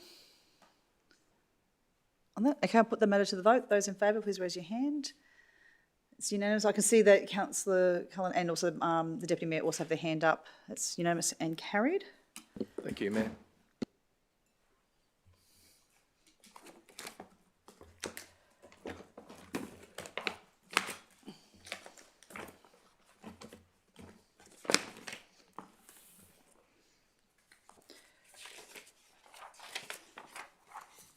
Okay. We're now moving on to the next item, which is 15.6, and that's the report of the Special Economic and Cultural Development Committee meeting that was held this morning at 8:15. And the recommendation is that Council adopt the recommendations of that committee. I'm just going to check before we move or anything like that, if anyone would like to go into closed session to discuss matters there. No? Okay. We won't. Thank you. Councillor Augustine, as the chair of that committee, how would you like this report managed? Oh, I'd just like to, just move the... Move the report? Move it, yep. Thank you. Do I have a seconder for the report? Thank you, Councillor Antonelli. I'll open it up for discussion. Thanks, Mayor. Just another tenancy that I think will add to the vibrancy of the Nicholas Street precinct. And thank you for the team for recommending and doing the work on this tenancy. Thank you. Thank you. Yes, we don't have anything like that, so it'll be quite exciting. Thank you. In that case, I'll put the matter to the vote. Those in favour, please raise your hand. That's unanimous here, and I can see the Deputy Mayor and Councillor Cullen have also voted for it. Thank you very much. It's unanimous and carried.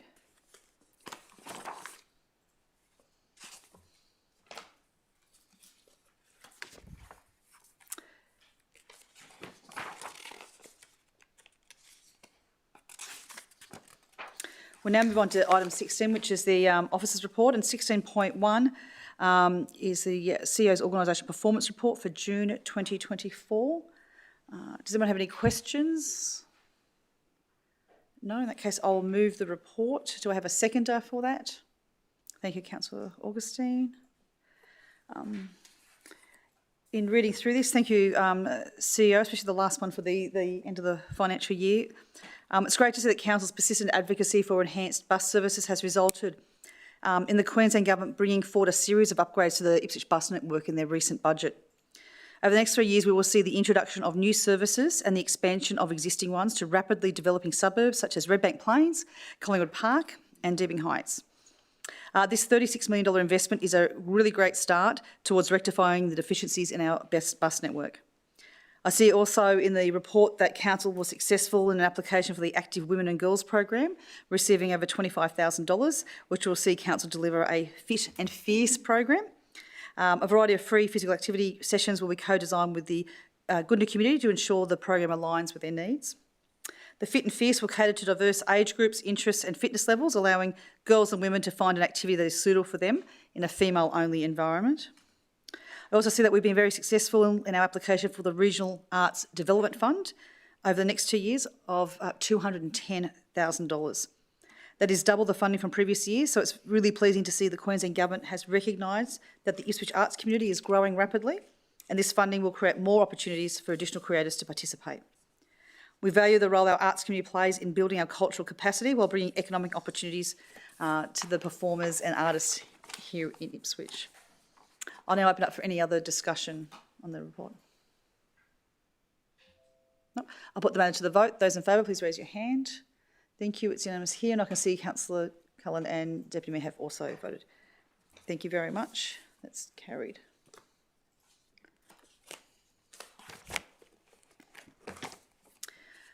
Now go to item number 16.2, which is the advisory panel for the Chief Executive Officer Annual Performance Appraisal. We must always have 3 councillors on that. I did send an email out to councillors yesterday asking to change recommendation B, and I did send that to the committee, to make that the council appoint Councillor Paul Tully as a 3rd panel member of the CEO Performance Appraisal Panel, commencing duties for the 24-25 CEO Performance Agreement Appraisal. So I will move that. Do I have a seconder for that? Thank you, Councillor Doyle. I'll open it up for discussion. Yes, Councillor Doyle? Yeah, just clarification. So it's just, so recommendation B is just for the current financial year that we're in, is it? So recommendation A, I guess former Councillor Fichtner was on the panel, so... No, I understand recommendation A, I have no issue with A. Just a question regarding recommendation B. Yeah, recommendation B was for Councillor Tully to be the 3rd member of the appraisal panel. No, but as I understand it, recommendation B is to include just this financial year. Is that correct? That's the recommendation. So is the intention, just to clarify, that we would have a new recommendation each financial year? Is that correct? At this stage, but I guess it's up for... Just so we're discussing it today. Just so I understand. Yeah, I'm happy. So, yep. That's the way I read it. That next year a person could be appointed for 3 years, or 1 or 2 years. Yeah. So this is I guess a substantive shift away from what we have done, that the council has done over the past 4 years, where we've had nominated 3 people, 3 new, well, not 3 new people. The Mayor, you are a standing member of that panel. So I'm just referring, I guess, to, in many respects, past history, just the need to ensure that we have continuity, but also, more importantly, that we're not just seen to be seeing the same people on that panel. If we're going to look, I actually like this idea that it be changed on a regular basis, if that's the case.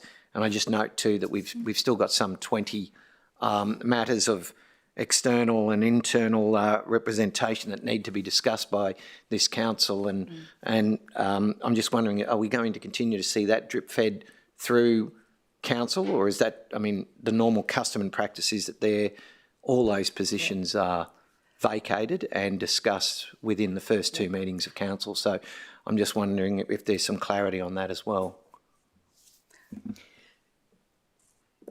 I feel a little awkward speaking on this matter, given that it concerns me as the incumbent. Oh, no, not specifically your, no, I'm not. No, sorry, if I could not your matter. continue. Sorry, through the chair. You're welcome to discuss the other matter, because I know it's not the matter that's here before us, but Yep. it has raised another matter. Or just that I'm getting advice from the team that it is actually intended to be worded that it is commencing duties and would continue. Oh, okay, I see what you're saying.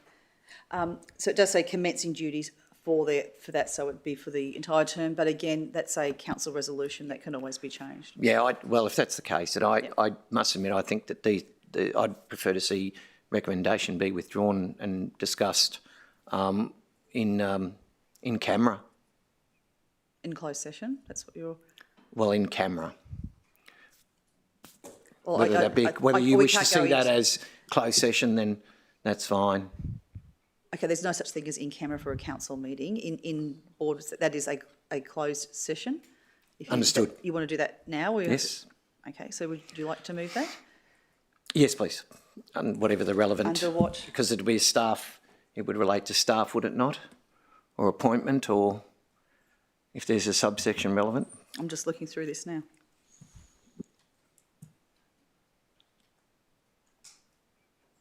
It is rather awkward having the CEO here. Yes. Well, I guess all you want to discuss was the term. Is that correct? Yes, the term. What would that? I guess you have to explain. I'm happy for it to be for the 1 year.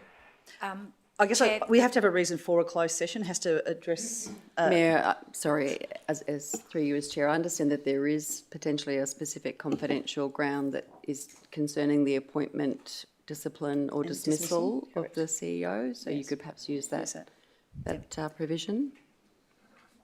So. No, just I'd raise it. It seems to me, and that all we're talking about is paragraph B of a person, right? Not the CEO. Correct. Of a person, whether it's for 1 year or 3 years, another 3 years. I'm not sure there's any provision to close the meeting for that reason. The appointment of a councillor to. That's what I was asking. It doesn't seem to fit under the provisions. What would be the confidential nature, I guess? Is it just how many years?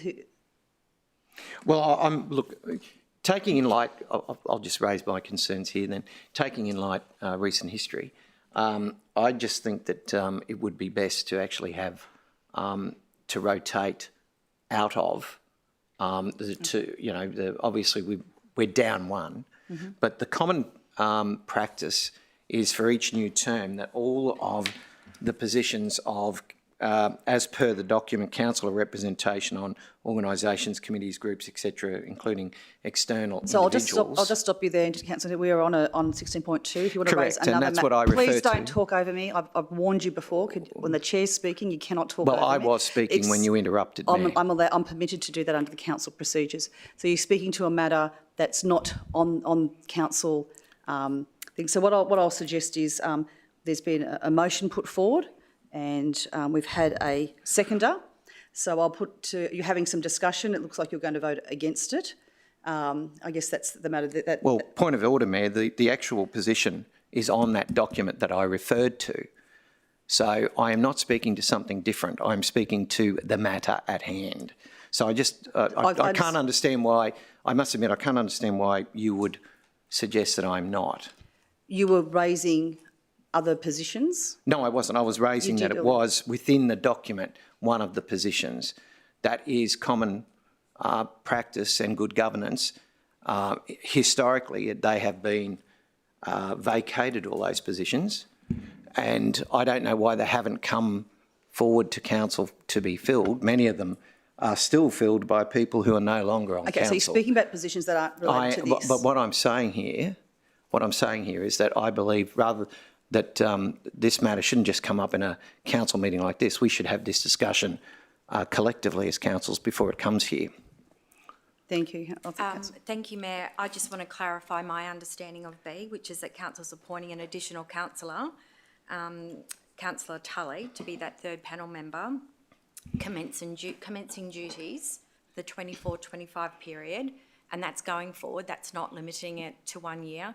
If I'm understanding Councillor Antonelli correctly, he is suggesting that a number of other committees or board positions, or all the other various things we have here at council, those positions are rotated, or can I just say the CEO performance appraisal is not just another committee. And when we talk about industry best practice, I have a lot of literature around who should be on those panels, and you know the term on those panels.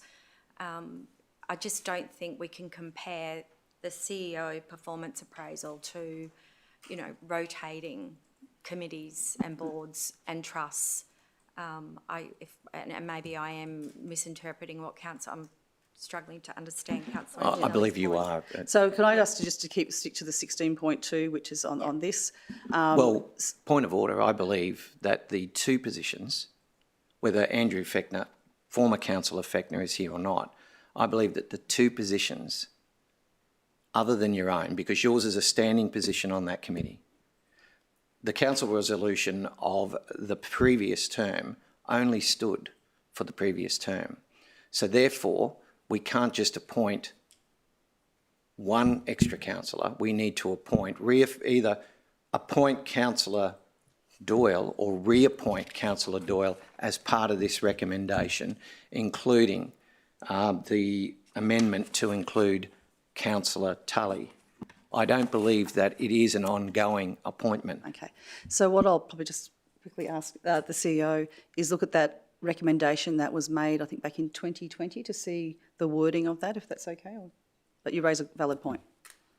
Regardless of the wording, and point of order, regardless of the wording, it is common practice and good governance that all those positions are vacated. I note that that is your view.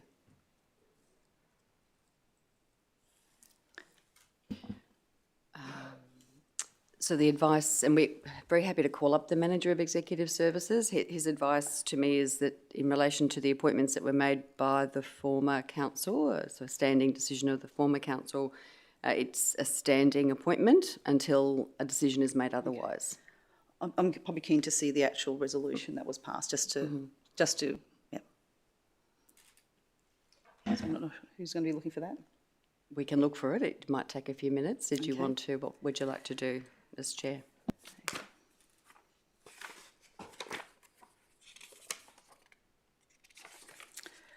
I'm just looking whether we just adjourn that matter and come back to that after the next one. Just depends how long it takes to look up that resolution. There's fingers on the action at the moment. We will, as quickly as we can, we'll source that decision. Thank you. I'll just move, Mayor, that matter be deferred for consideration later in the meeting when that information is received. Okay, I'll second that. I do have it, Mayor. Sorry, I've been told by the CEO that she does have that now. See, Quickest ever here. see, your watch pot never falls. Okay, so the wording of the decision of the Ordinary Council meeting of 26 November 2020 was that Council resolve that Deputy Mayor Marnie Doyle and Councillor Andrew Fechner be appointed to assist the Mayor, who will chair the advisory panel for the Chief Executive Officer annual performance appraisal. Okay, thank you. So that didn't have a time limitation on that. Thank you. Thank you for the clarification, but I do believe that was already confirmed as part of the information to hand. Yes, but I thought it was important. It was a question that was raised, so I thought it was important. But So again, I, through the chair, I again mention the good governance and practice. Considering recent history, I think it's a good idea that we change those positions on at least a term-by-term basis, or otherwise you do have the potential inference of someone getting special treatment. Now, I'm not suggesting that in any way, case or another, but I'm just saying that you intend to have the same people continually in these positions. I don't see that as a matter of good governance. Chair, I do note that the practice has been over the last 4 years and continues to be, whilst there is yourself and 2 councillors on the panel, feedback is regularly sought and contribution from the entire council. Okay, and that informs and feeds through to the KPIs and the review process. And then once it's completed, it comes back to full council. Yes. For endorsement or approval. So I'm a little confused by those remarks. And I do note that when we set this up, we did take into consideration people's backgrounds and work history, being involved, I guess, in a complex and important process such as a performance appraisal, noting historically before 2020, council did not conduct appraisals, certainly for those 2 CEOs.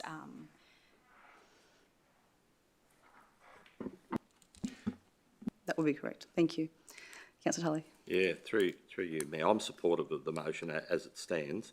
The issues raised here, if we look at the current circumstances, a performance appraisal for the previous financial year, 23-24, hasn't been finalised, and you advised me recently that might take a month or 2, and then we're just moving into another phase, might we say, for this current financial year and beyond. It's, in my view, another issue has been raised as to put it bluntly, whether or not Councillor Doyle should continue on it. That's not being raised today. And the appointment of another person. So I think some of the issues that have been raised, at any time we can review any position, and in 12 months' time, or when the current financial year's appraisal is finalised, well, it's up to all councillors to decide if they want myself and Councillor Doyle or 2 other people to be involved from that point on. Yeah. No, thank you. Thank you, Matt. Thank you. Sorry, So, if I may again, so as I understand, Councillor Tully has just confirmed my position that despite the panel, all councillors have the ability to provide feedback and guidance. And Mayor, I believe you've made a call out to councillors to provide feedback for this current. I'm just wondering if you've received any feedback from any councillors. Yes, I had various feedback, and obviously we'll look at what was recommended by Davidson's with HR, but I guess... No, sorry, Mayor, I'm meaning recent emails to councillors calling for feedback towards the performance appraisal. Yep, I think you all will CC'd on it. I didn't receive anything that wasn't... You didn't receive any, yeah. Anything outside, no. I would have shared it. Mayor, if I may clarify, and in no way, and I want on record, in no way am I suggesting anything contrary behaviour or anything of the people who are nominated. Not at all. I have the utmost faith in Councillor Doyle. My suggestion is that the precedent that this sets in not undertaking over 25 years of custom and practice in newly appointing people each term rather than a continuation sets a very dangerous precedent for many, many other committees that currently exist. So my view is that we should, in the very least, if we wish to continue to constitute the situation where Councillor Doyle is on that panel, then we should reaffirm that through recommendation rather than have it continue on when over 25 years of custom and practice has been to consider all of these positions vacant at the end of each term. Thank you. I do know that was a council resolution that was made there. I could quite easily put C for Councillor Doyle to be there, but I think that's the resolution is already there and in place from 2020. I couldn't hear you. Sorry, not great acoustics. So I just want to open up for some others to speak on this matter. I'll open up to other councillors who have not spoken yet.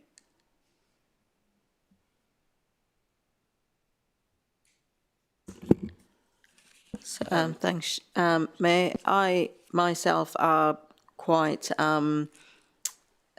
supportive of Councillor Doyle and Councillor Tully being on this committee. So both of them have got my support. Thank you.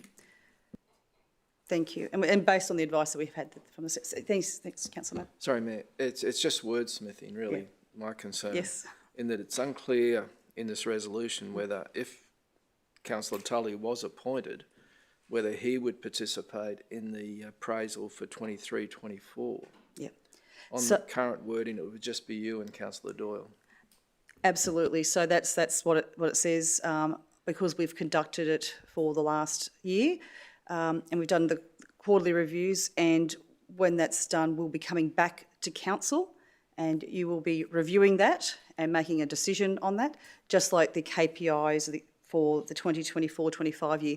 Again, we will do that initial work, and then we come back to you as well. And part of that will be engaging with you, and it'll be backwards and forth. So it's more that we're stewarding it and leading that for the rest of council. So, Mayor, just by way of clarification, is it the case that even though we're appointing Councillor Tully, or possibly appointing Councillor Tully today, his role with regard to the appraisal for the CEO wouldn't begin until the appraisals started for the 2024-25 year? Yes, so the first task is a draft KRA, or performance agreement. That'll be the first step. Thanks, and then Mayor. We'll share that with you. Thank you. Is there anyone else who hasn't spoken that would like to speak to the matter? No? In that case, I'll put the matter to the vote. Those in favour, please raise your hand. Thank you.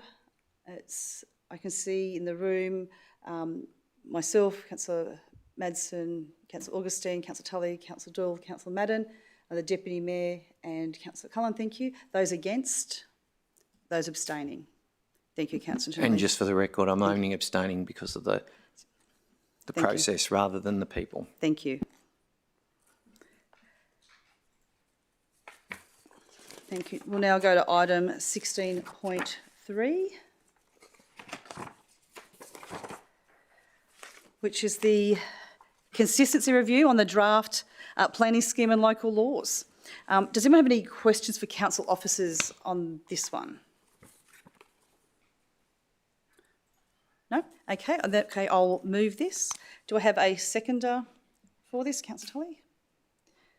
Thank you. I guess in speaking to it, it's really great to see councils ensuring they're doing that necessary preparatory work. So we're ready to hit the ground running when the new planning scheme goes live later this year. A lot of consultation has gone into shaping the planning scheme, and this review has identified the changes that we needed to 7 of council's 14 local laws and subordinate local laws. Having this review come forward is good governance, I think, for council to align with our current local laws and the new planning scheme in a timely manner.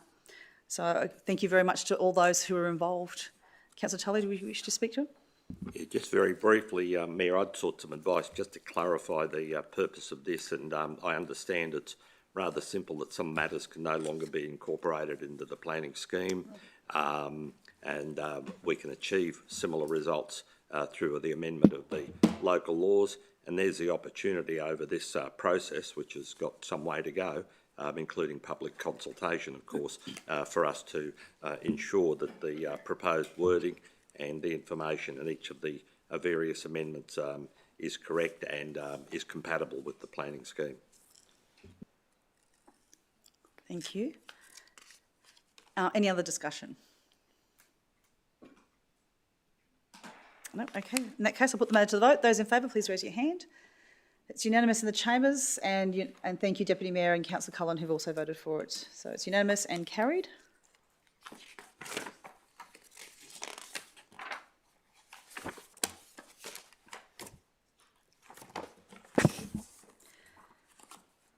We're now on item 16.4, the monthly financial performance report. And obviously it's for the end of the financial year. Does anyone have any questions of council officers? I do, Mayor. Thank you. Would you like the CFO up, Deputy Mayor? Yes, please. Thank you. Thank you.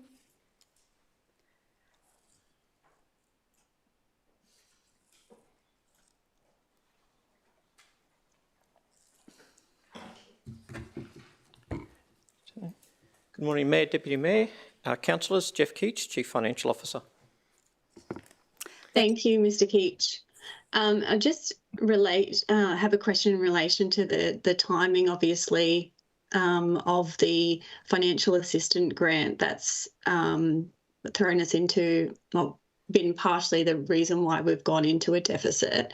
Yes. And how is that going to be addressed, given that the timing of it was received on the 2nd of July, so it's coming into the new financial year? How are we going to account for that with our actual figures for the 2025 financial year? Right. Thank you, Deputy Mayor. The financial assistance grants, which receives from the federal government through the state government, is about $8.5 million a year. As you correctly say, they're an untied grant, so which means that whilst we receive some for road funding and some for general purposes of council, they're what's referred to under the accounting standards as an untied grant. So from an accounting purposes, they're recognised in revenue at the time when received. So in previous years, we've received the advance payments in the previous financial year, so that one will be accounted for in the 24-25 year on the date that it was received, Deputy Mayor. So that's why we had budgeted to receive that in June, which was consistent with the previous financial year. That didn't occur and wasn't received until early July. Hence why you're correct, why there's an impact on the reported deficit for the 23-24 year. So how, am I correct in thinking that we will then, because it's on a cash basis, we will be technically over in our reporting on actuals versus budget for July? We will adjust the phasing of the budget to reflect that.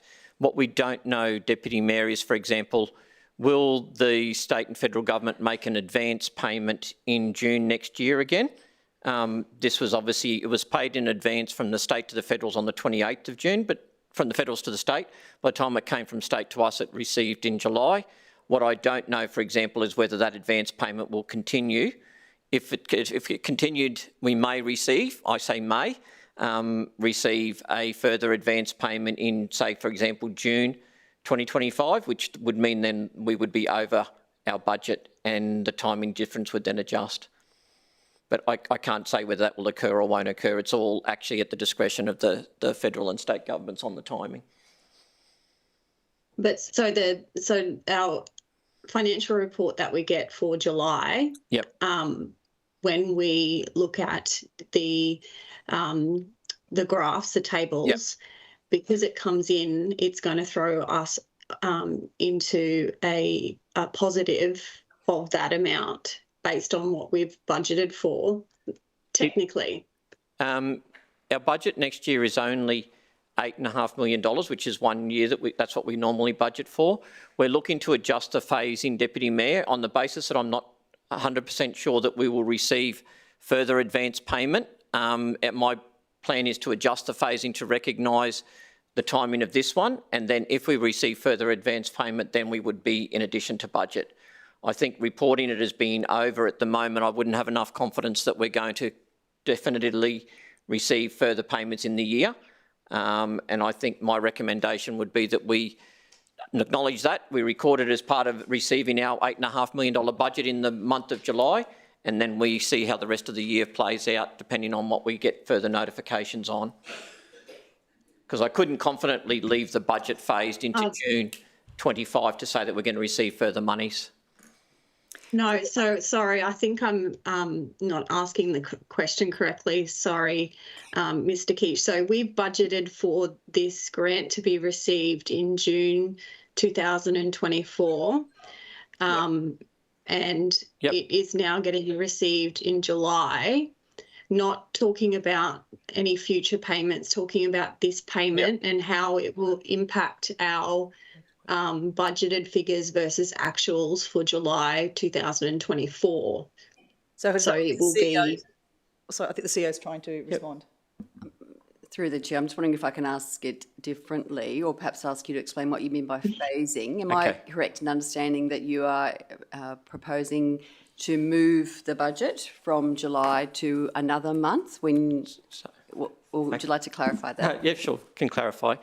And I certainly understand the Deputy Mayor's point. So every year we budget for the receipt of $8.5 million approximately. our 24-25 budget has that in there as an annual budget. For the purposes of monthly reporting, we always phase the likely receipt and the likely expenditure timings of those in every month. What do you mean by phase? So phase it. So spread the receipt of when those monies are likely to be received, when we think they will be received, into the various months of the year.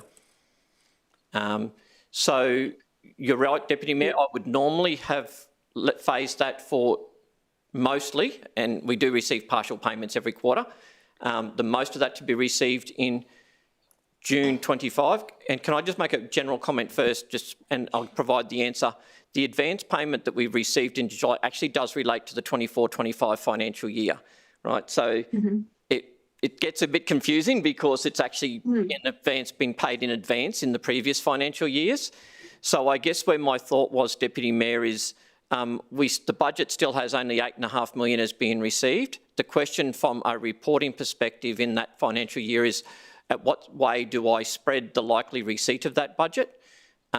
Which would then depend on how our monthly reporting goes, if that makes sense, if I'm explaining that clearly. Yeah, thank you. Look, the crux of my question or my query is about, well, this has thrown us into 11, not all of it, but the majority of it's thrown us into an 11 million deficit for actuals versus budget for the 24 financial year. So I don't want to lose that 8 million when it gets received in the 25 financial year. How the visibility, I understand that you'll be smoothing it out over the periods. Because it's received in the 25 financial year, how will you keep a track of that when we're looking at our budget versus actuals, because it was already accounted for in the 24 budget? Yeah, it's as I say, it's one of those ones where, without confusing it further, it used to be 50% advance and it became 75, then it became 100%. So it is very confusing. It does relate to the 24-25. If I was confident receiving another advance payment, I would be confident in letting it receive as being over budget. The challenge is, and I'm happy to have conversations with the executive team and with yourselves, it would be a question of, do we think that it's actually going to be over budget and therefore should we be reported that way? Or should we phase the budget so that we record it as being actually a receipt of what is already included within the budget for the 24-25 year? And this payment does relate to the 24-25 year. So it is directly correlated to that. The question is will we receive an advance payment for 25-26 in the 24-25 year? And so my recommendation is, as it directly relates to the 24-25 year, I would say that first comes off and achieves some of our budget target for the 24-25 year. Lots of numbers here and years. And then if we receive advance payment next year, then that would then record as being an additional receipt, and we then end up going over budget, which phases it out more evenly. I just don't know whether we're going to receive an advance payment on that. Does that make sense? Sorry, I appreciate it's very confusing. Perhaps through the chair, could I, to Deputy Mayor, would there be some assurance that we could seek to give to you that we can obviously closely monitor this throughout the financial year? We can brief you on it at the quarterly financial performance reviews, and as we get more information to hand, as we approach the end of the 24-25 financial year, we can be explicit with you and all councillors in terms of what we're expecting to receive and how to treat that. Yeah, thank you, Sonia. I just think, I guess in my mind, there's so many line items of movement that can be disregarded when you look at the overall picture. And so this one really stood out to me, that we've already accounted for it in a budget, and then we perhaps are accounting for it again to take up any deficit in the 25 years. So I just would like to be kept abreast of how we'll treat that. Sorry if I didn't make sense, no. Mr. Keach. No, apologies if I'm not clear. Just as a general other comment, without trying to confuse the matter further, if we were confident, for example, Deputy Mayor, that we were going to receive the additional payment, I would recommend to amend the budget during the year to note that we would be expecting to receive more like $15 odd million in the year. So, you know, that's certainly an option for council to consider if we thought that advance payment was going to be credited, and that would then, I guess, equalise your concern on between the 2 financial years. Deputy Mayor, if we asked the organisation to make sure there was a separate matter in this report each month, would that satisfy, just to make sure that it's front of mind, just, how it's... I think so. I just, I think I need to sit down with Jeff and discuss it a little bit further. And I just have one further question. Sorry, Jeff. Mr. Keach. In relation to our actual figures, now that we can see, I know that you haven't prepared the financial reports yet, but the actual figures that come down through our operating expenses compared to what we've budgeted for, I know there's a lot of growth in our expenses. Is there any items or line items that you think we're at risk of going over what we did budget for? Because obviously the economy is moving quickly. Just to clarify the question, Deputy Mayor, you're referring to potentially going over budget in the 24-25 financial year. So is there anything out of that analysis that impacts that? Because obviously we've gone over budget on a couple of areas, which I can speak to for the 23-24 year. Is that your question? Is there any... Yeah, is there, what are you watching closely, I guess? Sure. We will continue as part of our reporting, our monthly reporting cycles, which includes both internal with the executive team, with our branch managers and with our general managers, as well as through to council, close monitoring against all expenditure items like we do. We have taken into consideration some of the known impacts through the 23-24 year in our budget build for the 24-25 year. For example, overtime, we increased the level of expected overtime in the 24-25 budget, noting the historical trends that have been there over the last couple of years.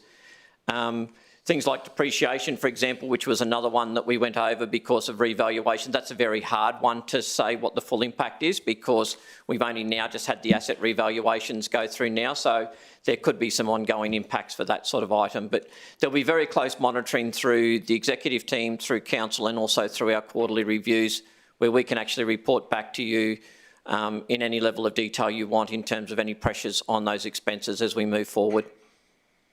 Certainly, for example, last year we were impacted through the flood and weather events, which is highlighted in the reports. So again, if those sorts of events occur again, we will call those out specifically for council's information.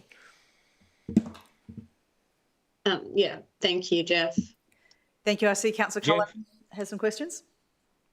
Can I just ask just a quick question? So are the actual figures that we've received the actual figures, or are they with some possibilities put in? Are they the actual numbers, or are they... Sure. Like, mate, I'm basic. I'm a truck driver, so speak to me in basic terms, mate. Sure. So they are what I would refer to as management account reports. They're draft. The final ones will be when the statutory financial statements are signed off by the auditors, which will come back through the committee and then be part of the annual report in October. So I would say at this stage they are drafts subject to audit and also subject to some final statutory accounting adjustments that are referred to in the report. And I'll make reference to those specifically, things like the accounting for software as a solution, where you have been working through the accounting treatment of those costs and whether they're reported for in an asset and create an asset of council, or whether they'll impact the operating position. And there's a couple of other statutory accounting adjustments that can occur between what you've seen as the numbers today and what might occur in the statutory financial statements. The final ones are the statutory once they're audited. Thank you, mate. Just remember I'm basic, eh? No, that's fine. Thank you. And Councillor Cullen, you're a former Business Person of the Year in Ipswich, so...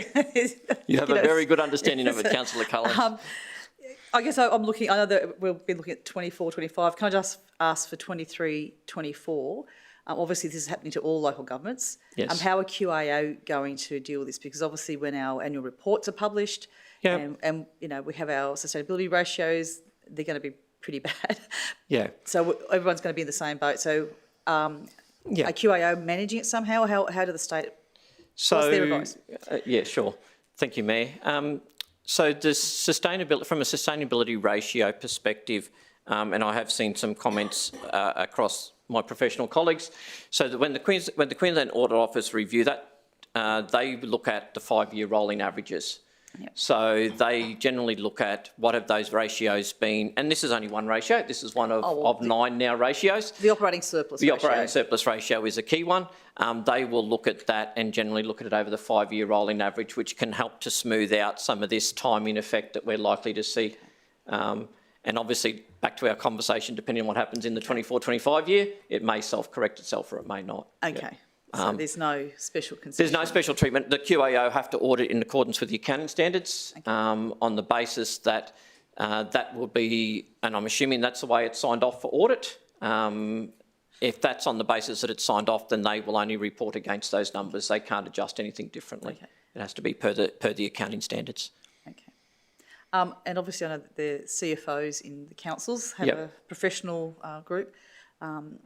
I guess what we're doing here, is that sort of in alignment with what other councils are doing, or are they doing it differently? Yes, I received on the 2nd of July a note through from the local government finance professionals that noted the money was going to be received that day, and their general advice was on the basis that it was received on the 2nd of July, it would be required to be accounted for in the 24-25 year.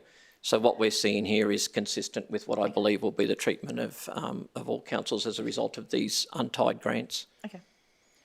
Thank you. Any other questions of the CFO?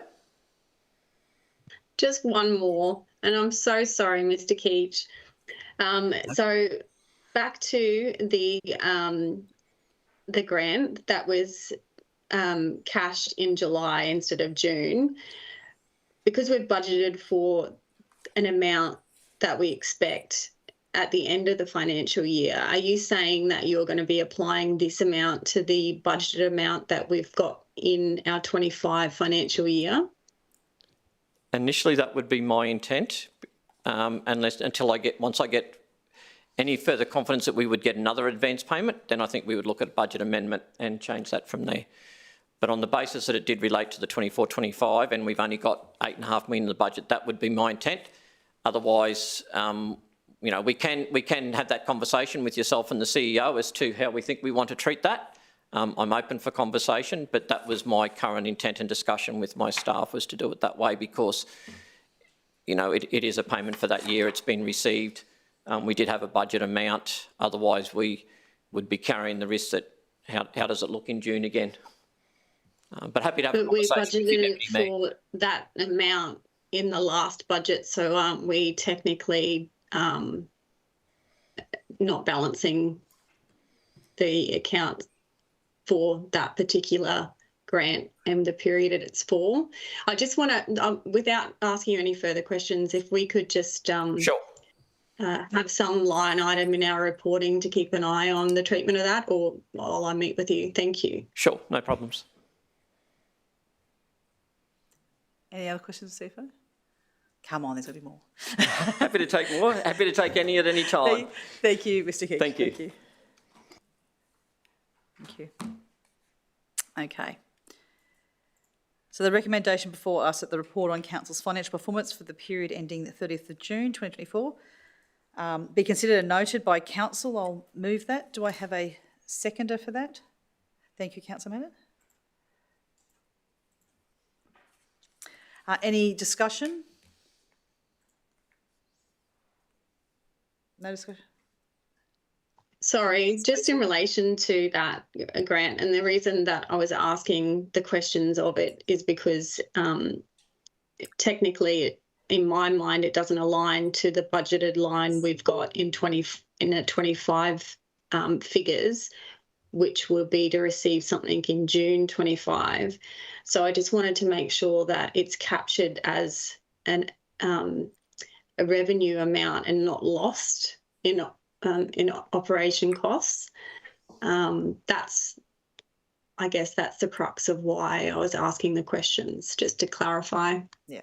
Sorry, I'm losing my voice. Yeah, I think we're all. Thank you. If there's no other Discussion? I'll put the matter to the vote. Those in favour, please raise your hand. Thank you. It's unanimous here, and the Deputy Mayor and Councillor Cullen have their hand up. Thank you.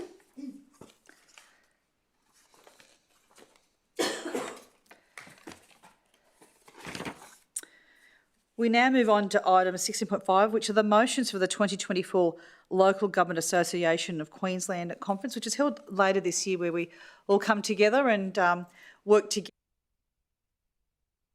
to advocate to state and federal governments for certain things.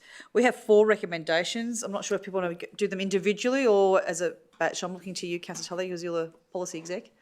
I think together, and we can have a discussion together, and I'll second that motion. Yeah, thank you. Thank you. So I move that, and you'll second it. Look, I'll open up to. Does anyone like to speak to it first? Councillor Tully.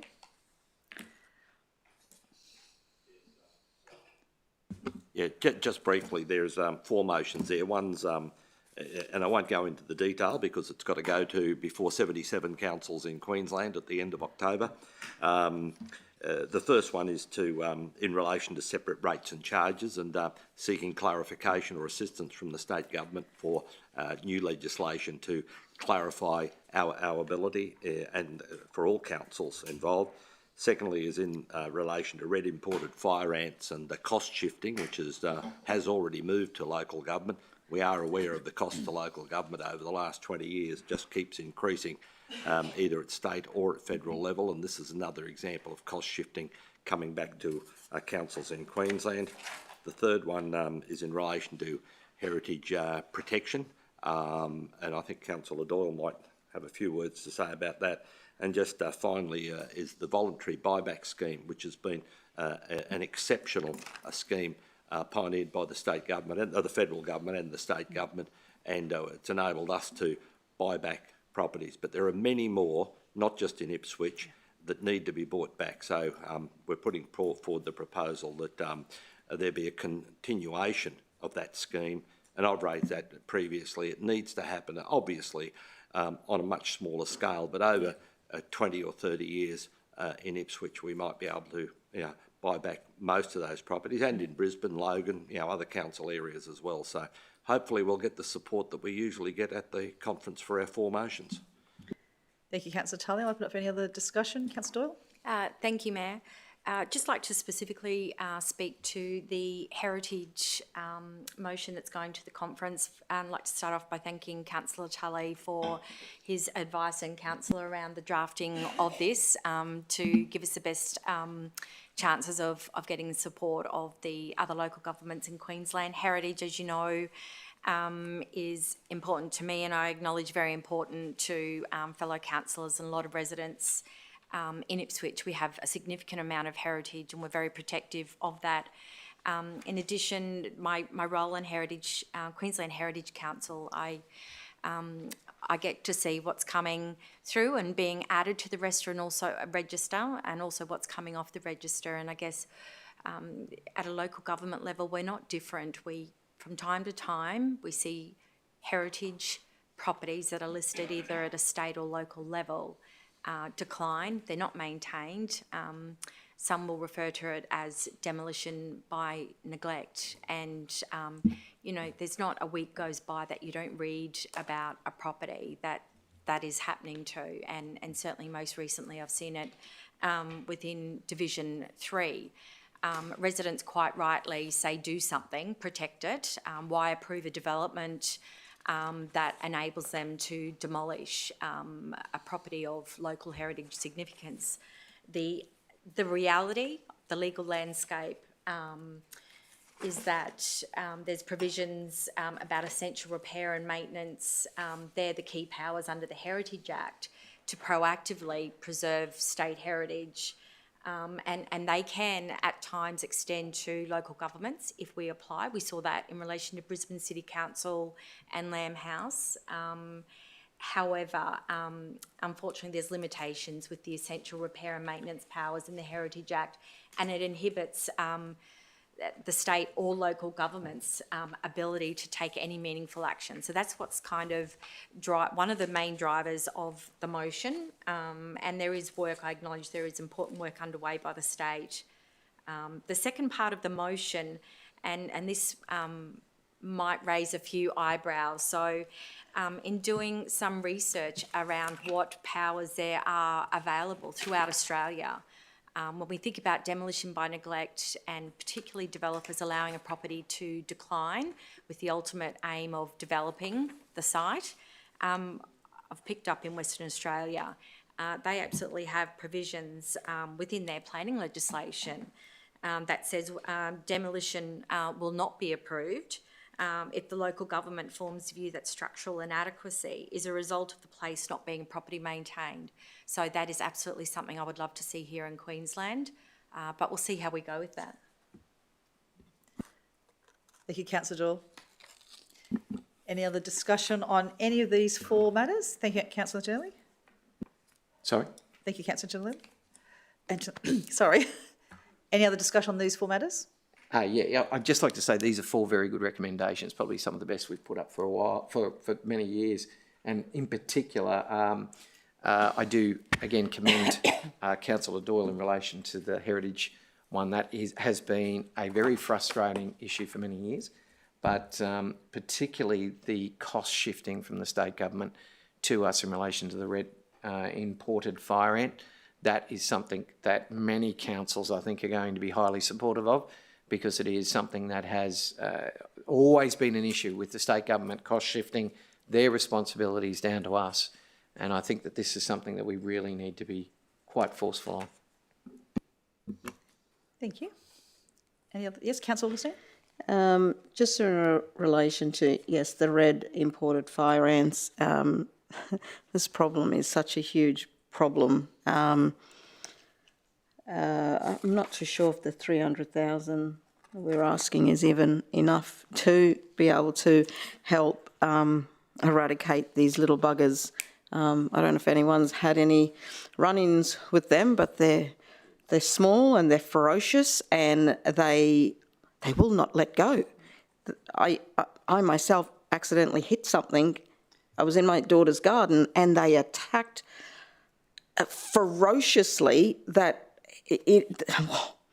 I was so, because you didn't know what it was, and I just, I rang up, my interaction was I rang up and I got just a little container to sprinkle the stuff on the mounds.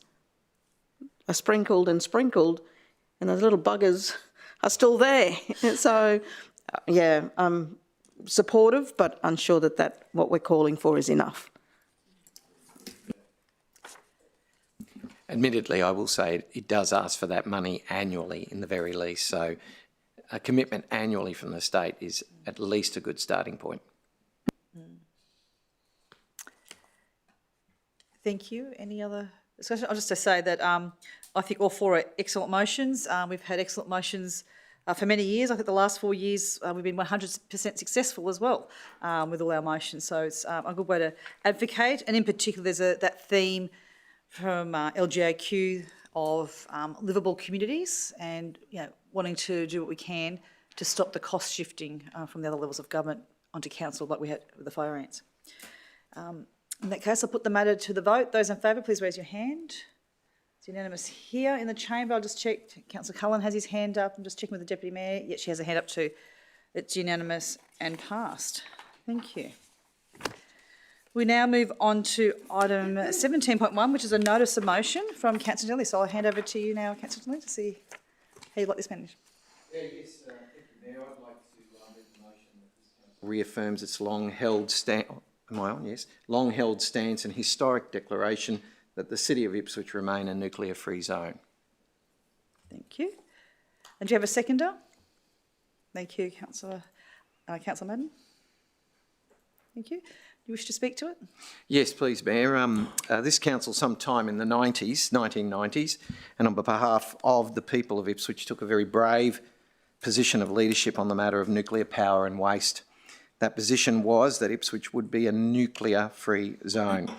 It was an uncertain and concerning time for a generation of Ipswich people who have been recently targeted in the 1980s by the then Joh Bjelke-Petersen government, who had their sights set on Ipswich as a potential dumping ground for radioactive nuclear waste.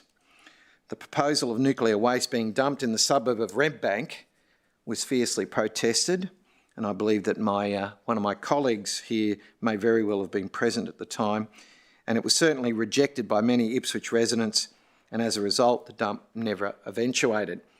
A proposal for a similar dump down the road at Esk was also mooted and faced the same stiff opposition.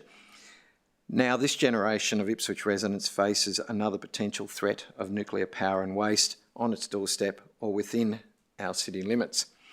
We've heard from the federal opposition their intent to investigate and implement nuclear reactor-based energy supply for the people of Queensland should they win government. Obviously, the Queensland state opposition will fall into line with their federal counterparts if they too win government. This motion is not intended in any way to sway support towards or against any political party, but to protect the residents of Ipswich from the potential fallout of such a political position and a serious political agenda. We in Ipswich will not allow the establishment of either a nuclear power plant or the dumping of radioactive nuclear material generated from such facility.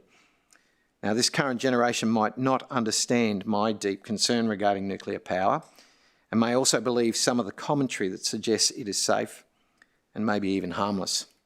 But many of us in the room either remember or are all too familiar with and aware of some of the recent nuclear disasters, like Fukushima in Japan in 2011, Chernobyl in the former USSR, now Ukraine, 1986, in which thousands died and as many as 70,000 were severely poisoned, and 3 Mile Island in the US. And while a formal disaster was averted at 3 Mile Island, cancer and infant mortality rates were highly elevated as a result. In all these instances, assurances were given that these plants were safe and a low risk to the surrounding community. However, as we know, nothing is guaranteed. Therefore, for the current generation of Ipswich residents and for the generations to follow, I seek the support of my fellow councillors to strongly affirm the previous position of this council that Ipswich remains a nuclear-free zone. Thank you. Councillor Madden, as the seconder, would you like to speak to as well? Yes, Mayor, just a few words. I done my research on Google and I found that on the 16th of December 1982, the city of Ipswich at that time passed a motion that Ipswich be a nuclear-free zone. I know there's mention of the Esk, and there is a repository at Esk. You're probably aware of it, Mayor, for low-level nuclear waste. Very low level. We're talking about like surveyors' equipment, medical equipment. Very, very small. I visited it. I'm still alive. Probably depleted uranium. Yeah, that's right, so far. But look, I very much support the motion by Councillor Antonelli, and Ipswich has a proud history of declaring itself nuclear-free, and I support the motion so that continues. Thank you. Thank you very much. I'll open up. I know Councillor Tully, you have a long history here. Yeah, it gives me an opportunity just to trace a little bit of the history. That's correct. 16th of December 1982, we became the first city in Queensland to be declared a nuclear-free zone. Not the first council. The first one was actually the Pine Rivers Shire Council, which beat us by a few weeks. And I recall in 1983, there was a meeting at the Sydney Town Hall with delegate or representatives of councils, over 100 councils from right around Australia, to form the Nuclear Free Zones Secretariat. From Ipswich, there was Mayor Des Freeman and myself, and also Alderman Joe St Ledger from Brisbane City Council, who were there at that very first inaugural meeting. And it was a pretty big event at the time. TV stations were there at the Sydney Town Hall, and we were privileged to, I still remember that evening, to be in the front row, and there was a still photographer there. And we thought, oh, this is good. This is possibly the Sydney Morning Herald or the Daily Telegraph. And our Mayor Freeman said, oh, which paper are you from? And he said, oh, the Communist Tribune, which in those days did cause a little bit of concern about the publicity that might be given. But nuclear-free areas around Australia saw 112 councils declare themselves nuclear-free. And on that organisation, in the past, I've been the secretary and the convener of the Australian Nuclear Free Zones Secretariat reached a bit of a crescendo in 1995 when President Jacques Chirac commenced nuclear testing at Mururoa, and that led to a real surge in concern in the Australian community, if people recall, of the dangers of the nuclear industry. In 1988-89, there was a proposal by the government of the day to move the repository from underneath the Story Bridge to Smith Street at Redbank. The Labor opposition opposed that, and there was a change in government in 1989. Over that year, there were over 100, probably closer to 200 people who were arrested at that site. There were 5 mayors from New South Wales who were supporting us. We had a meeting of the Secretariat here in Ipswich. Bob Gibbs, who was the state member, he was arrested. Pat Combet, who went on to be the Environment Minister, he was arrested there. And I had the privilege, and it wasn't with Constable Antonelli, but of being arrested for trespassing on the land. And I'll tell the side story. Would have proudly done it for you, Paul. Most people were found guilty because they charged them under a provision of the Vagrants Gaming and Other Offences Act of entering property together with others. So I thought, well, I won't go in with anyone else. I'll go in by myself. So they charged me with being a vagrant, that I was found on an enclosed yard, garden or area without lawful excuse. I did subpoena the CEO of the council to give evidence that it was a vacant block of land, that there were no services provided to it. And it was a very important argument that I put forward, that being a vacant block of land, that the 1931 Act, the Vagrants Gaming and Other Offences Act, was based on the English Vagrancy Act of 1824. And it wasn't just a vacant block of land. The prosecution needed to show that there was either a dwelling house, and to quote the legislation, generally either a dwelling house, stables, outhouse, and so on. And I was able to extract from the arresting officer that there was purely vacant land, and that the prosecution actually failed. I was found not guilty because that was vacant, and there were none of those. Basically, to tell a simple story, there were no horse stables on the land, so I was entitled to be acquitted. Can I just conclude by saying it was in 2006 that this council reaffirmed its stance as a nuclear-free zone. People see it in different sorts of ways. In some ways it's symbolic because state or federal legislation can override it, but this will come back on the agenda, and I don't intend in this comment or speech to get into the looming federal election, but it's an issue which will be of concern to the community, and it's an opportunity for us to say where we stand on these issues.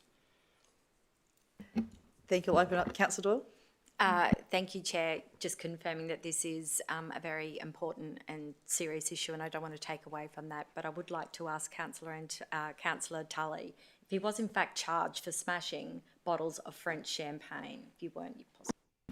Yes, the day it was announced, I remember this pretty clearly. It was overnight about the first bombing at Mururoa, first detonation there, and because the news came through in the early hours of the morning, and we had a council meeting that morning, and we were the first elected body anywhere in the world, because in Europe it was still night time.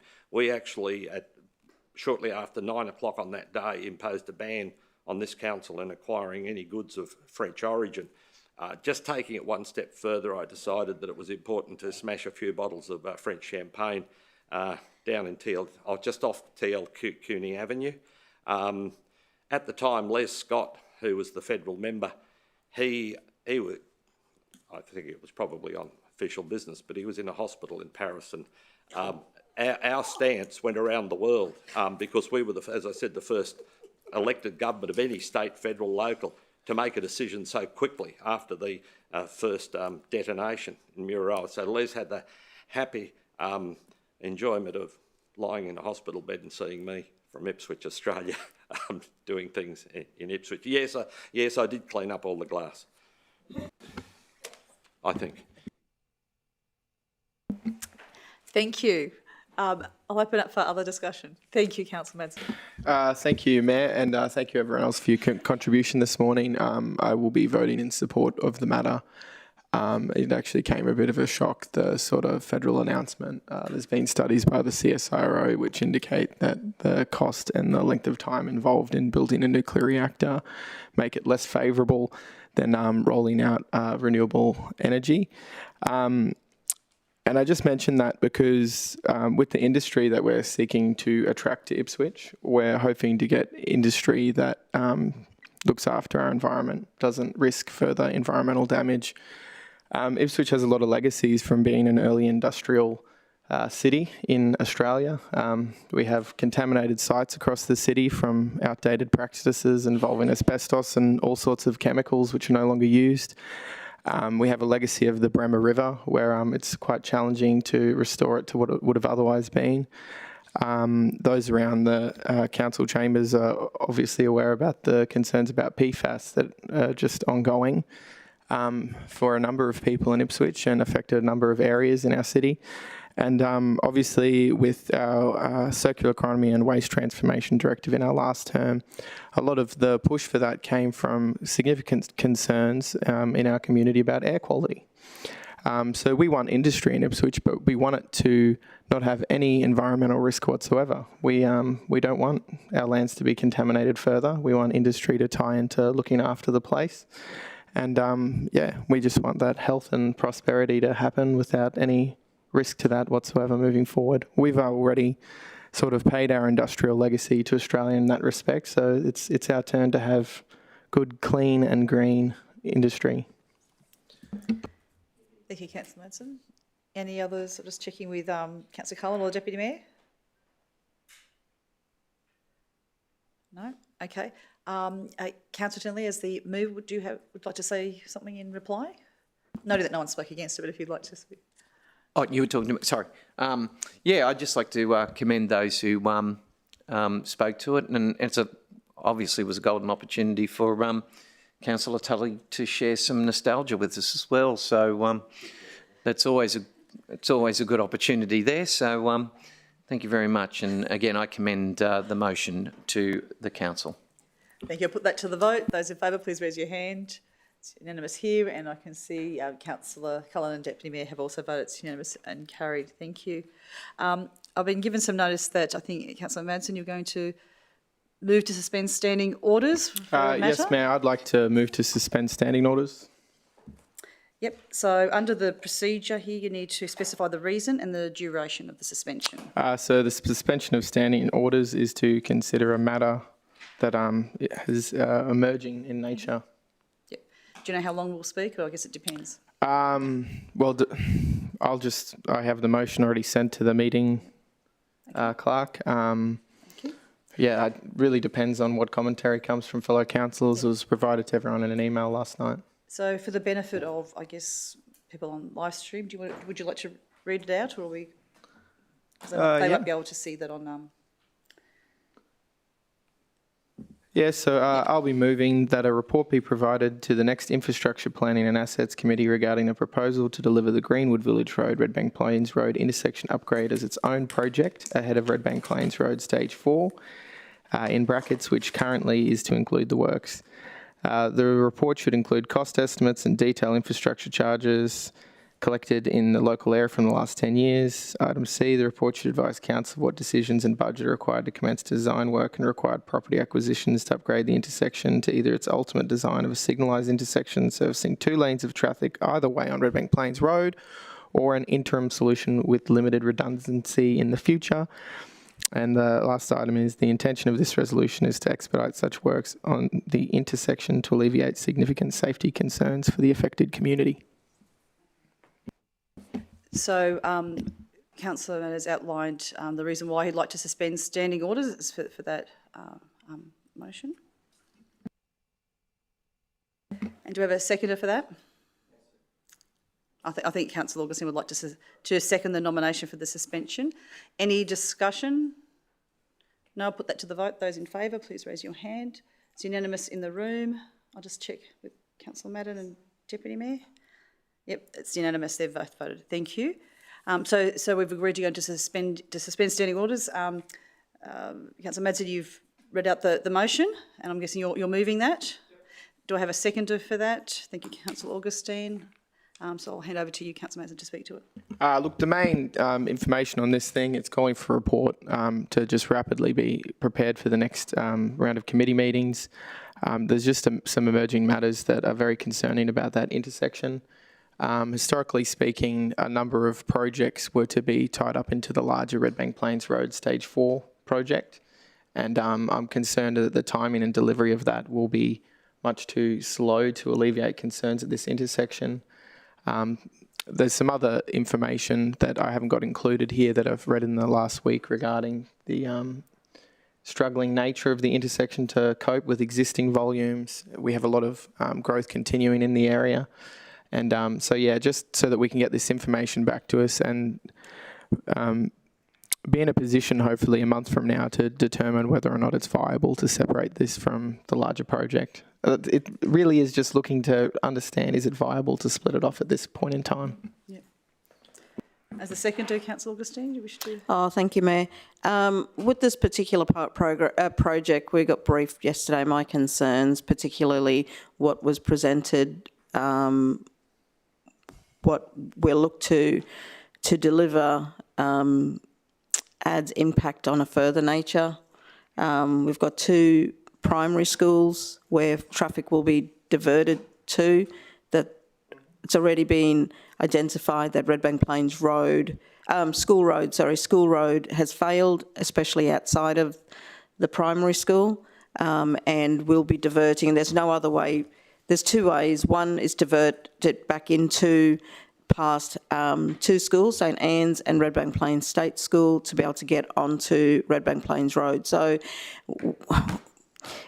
as Councillor Madsen has stated, you know, we're looking to see if there's actually if we're going to do stage 4 of Redbank Plains Road, how can we pull, and instead of, if we go and fix it now, for me it's like, if we're going to spend money now, then we're going to spend more money later on. How can we just go to and fix it to what we need? So that's how I see it. And we only were briefed yesterday on it, so further discussions I think are needed on this particular, it's a very dangerous intersection. No, the intersection, well, it's that crest. Can I just double check, because it is a new motion. CEO, will the organisation be able to deliver on this in the timeframe? Thank you, Chair. Council, as always, we will do our best. But just to manage expectations in terms of the wording of the recommendations, if we can give you our best endeavours to do that. As you would appreciate, there's only 6 working days until the reports are due for the next committee round. We can ask the relevant chair's agreement to submit the report late, providing you with a bit less time to review it, but still getting sort of more information into the report.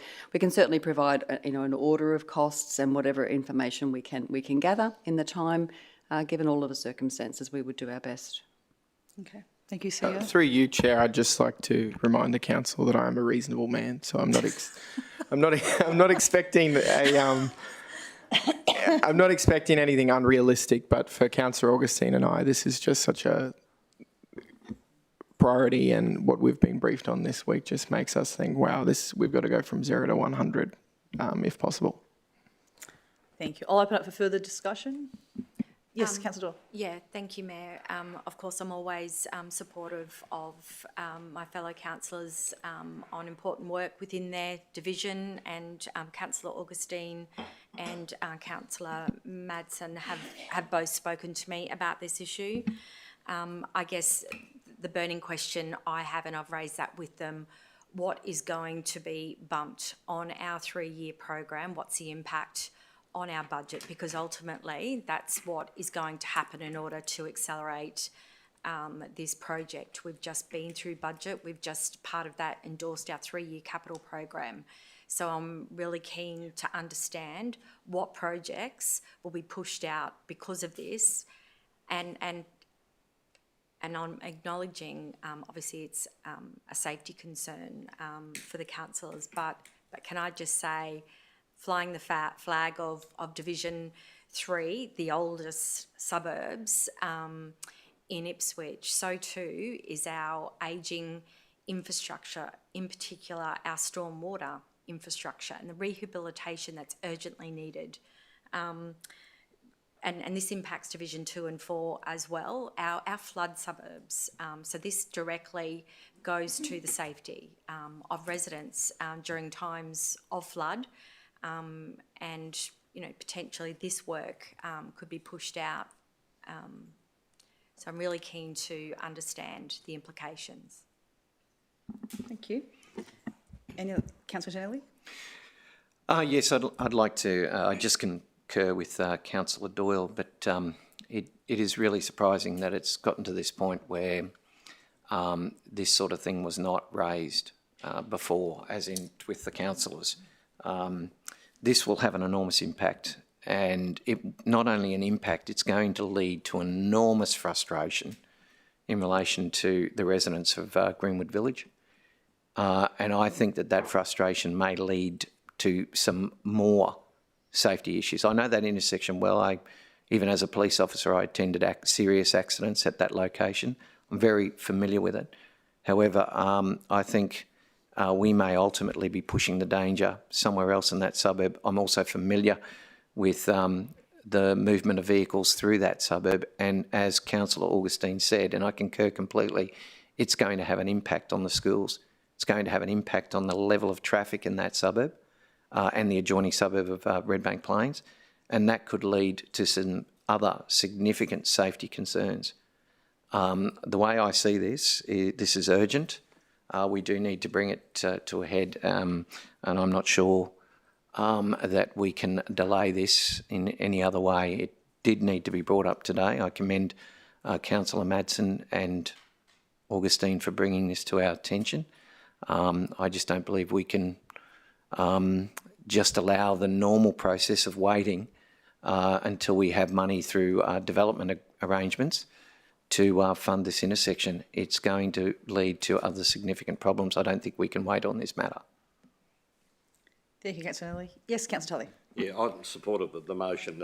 Councillor Madsen sort of briefed me yesterday afternoon. I'm very familiar with it. I go through it 2 or 3 times a week. Changing that to a no right turn intersection, like coming from Greenwood Village Road, would mean that possibly 2 or 2.5 kilometres extra trip for many people who have to come back onto Redbank Plains Road near School Road. What we need to do is to make sure the most expensive solution would be building it to its ultimate, when the whole road is updated. But if there's an interim solution to ensure that there's very little redundancy in the work that might be done in the very short term, otherwise it's, in a way, it's wasted money. But this is going to be a critical issue for the people of, it is Redbank Plains, but known for a long time as Greenwood Village. Been so much development there that, this would come as almost a shock to people if suddenly a no right turn sign was put up at the intersection. I do recall that the merging lane was built there heading towards Ipswich, maybe only in the last 2 to 3 years. It's not a particularly long time, but the other danger is coming from Ipswich and wanting to turn right into Greenwood Village Road. Vehicles slowing down without a proper right-hand turn. So I think we need to move quickly on this for the community. There are many possibilities for accidents there, as Councillor Antonelli mentioned it in various ways. That's why I'm supportive of it, to try to get a good solution now. Thank you, Councillor Tully. Any other discussion? Put the matter to the vote. Those in favour? Oh, sorry, you want to, sorry. Yeah, I just wanted to, through you, Chair, just reiterate for Councillor Doyle's benefit that I'm committed to the same considerations of what would happen more broadly in the budget. I just wanted to touch on that. That's why we're asking also for information about what sort of infrastructure charges have been collected from the nearby development that council's put away. And also to just reiterating for everyone that the council, in a way, has already budgeted for it across our capital program and our LTFF as part of the larger project. I know that it could create different considerations and potentially extra costs if it was split up, but there is like a level of idea there that already exists in terms of what work is to be completed. Thank you. Thank you. I'll put the matter to the vote. Those in favour, please raise your hand. It's unanimous in the chambers, and I can see the Deputy Mayor and Councillor Cullen have their hand up. It's unanimous. Thank you. Would anyone like to give a notice of motion? Councillor Doyle? Yeah, thank you, Mayor. I want to give notice that I intend on bringing a notice of motion to the next council ordinary meeting for Ipswich City Council to make publicly available the recorded briefing session and various correspondence to councillors regarding the We Can't Wait campaign underway. Noting there has been interest from media and ongoing calls for transparency. And I will be open to obviously receiving advice from the organisation whether or not it's appropriate to make all of that information publicly available. But certainly if we are able to, we should. Thank you. Thank you very much. So noted. Any other notices? Yes, Mayor, in accordance with paragraphs 8.2 and 11.11 of the meeting procedures policy, that the relevant provisions of that policy be suspended to enable the immediate consideration of a motion regarding Council's We Can't Wait campaign.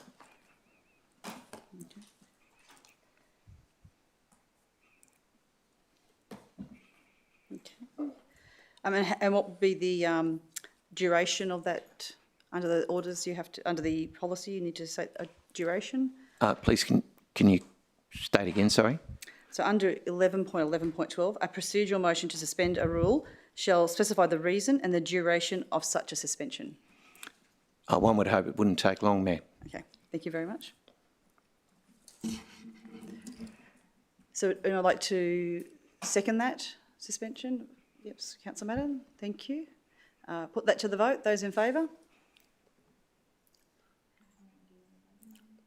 Oh, we're voting to whether to suspend standing orders.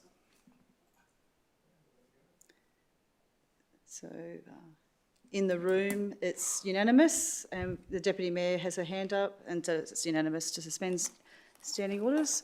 So if you could let people know what that motion is, Councillor Antonelli? Yes, thank you, Mayor. I have circulated it via email to also to our minutes secretary or committee secretary up the front, so hopefully she's able to copy that from the email.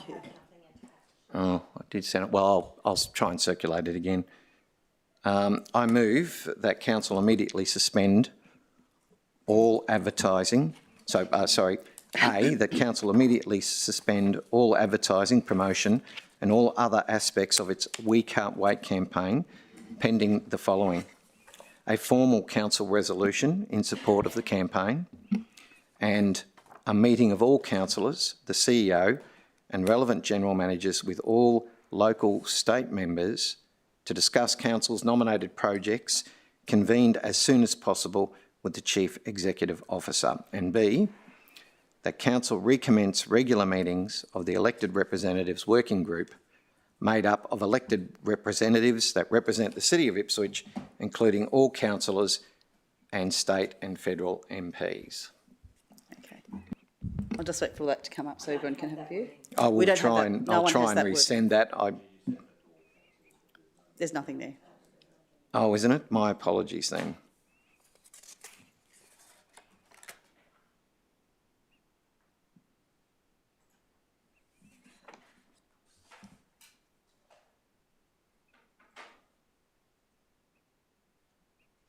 It has no subject. I've just sent it, and I'll send one to you as well, Vicky.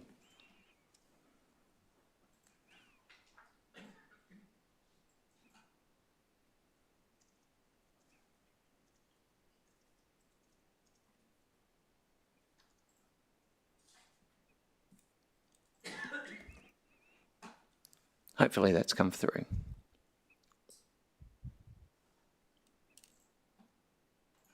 Not yet. Ah.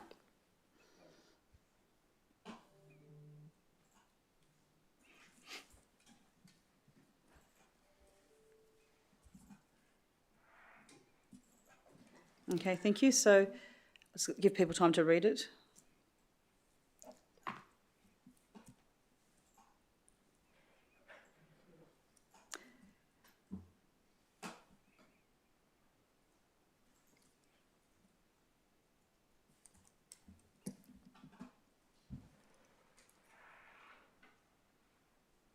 Okay, so people seem to have read it. Do we have a seconder for that? Thank you, Councillor Madden. Councillor Sillard, would you like to speak to it? Oh, I'm just wondering whether we can have discussion on the matter first. As in questions. No. Any questions or anything, or is it straight to? No, you moved it, seconded, so you Oh, get to... okay. Oh, sorry. But if you'd like to ask council officers questions, you can... Yes, I'm very happy to ask council officer questions to So, begin but with. anyway, you've moved it, so I'll let you speak to it. Questions or? Oh, I may as well ask the CEO. So I'm just interested what head of power or delegated authority allowed council to commence or launch the campaign spending thousands of ratepayers' dollars without a formal resolution of council.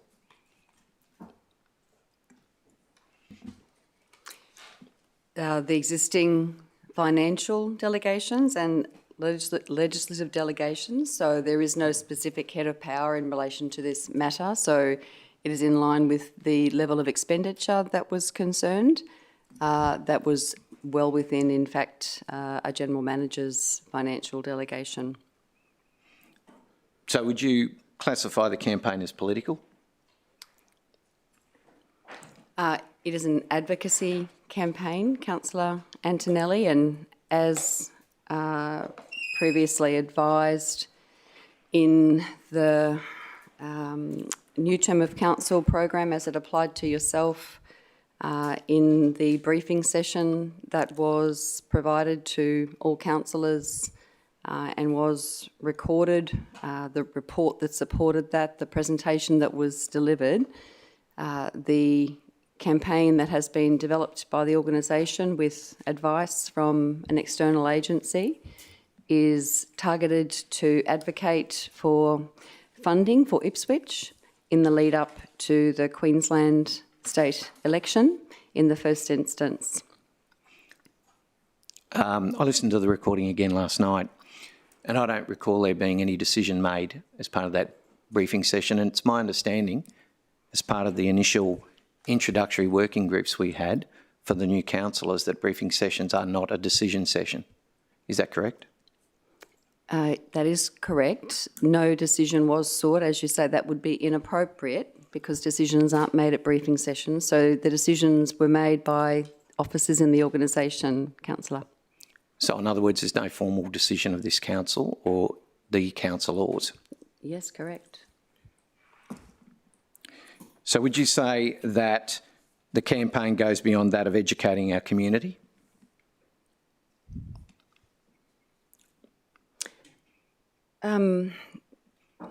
This feels a little like an interrogation. So what's your question? Maybe I'm asking the serious questions that should have been asked as part of a council ordinary meeting or a meeting to determine whether council should progress down this path. Now, could I just raise a point of order, please? Mm-hmm. Some of these, with all due respect, some of these questions are for councillors to form a view based on their own understanding or interpretation. That the CEO may or may not have a view, may not even considered some of these issues, and I think the question should be more of a factual nature or a procedural nature rather than putting an onus on one person. If people around this table want to characterise a particular campaign, that's I'm expressing a view now, but it's still within the point of order, I would trust. That's one thing, but to put it to any officer about a range of issues, and I know issues have been raised about authorisation and whatever, and they're factual issues, and I think questions, with all due respect, should be confined to a pretty narrow focus to the CEO or into any other officer. Mm. I guess the other question I have, well, I may as well say it as I speak to the motion, perhaps. Okay. And I have no further questions. Okay, well, if you'd like to speak to the motion. Yes, thank you, Mayor. The merits and the urgency of this campaign aside, and yes, there is an urgency with the state election looming. But more importantly, this motion is to discuss the merits and wisdom of the campaign's methodology. Mayor, and we've already clarified, Mayor, that a briefing session does not constitute a decision of council. They are not for that purpose. This campaign has never received formal support from this council through formal resolution. just like the many resolutions that are made here today at this council meeting. Mayor and CEO, because this was a clearly political campaign, neither of you had I believe, had the right to undertake this campaign to expend ratepayers' money without such formal resolution. The campaign may be called We Can't Wait, but it looks more like our modus operandi than a campaign that is unravelling just as quickly as it was unveiled. If you have a look at the recent post on Facebook, you'll see that there is very few positive responses or replies to the campaign. It is primarily negative. If only you'd waited until you'd undertaken legal due diligence, if only you'd waited until you presented this campaign for public discussion at a meeting of council like this one here today.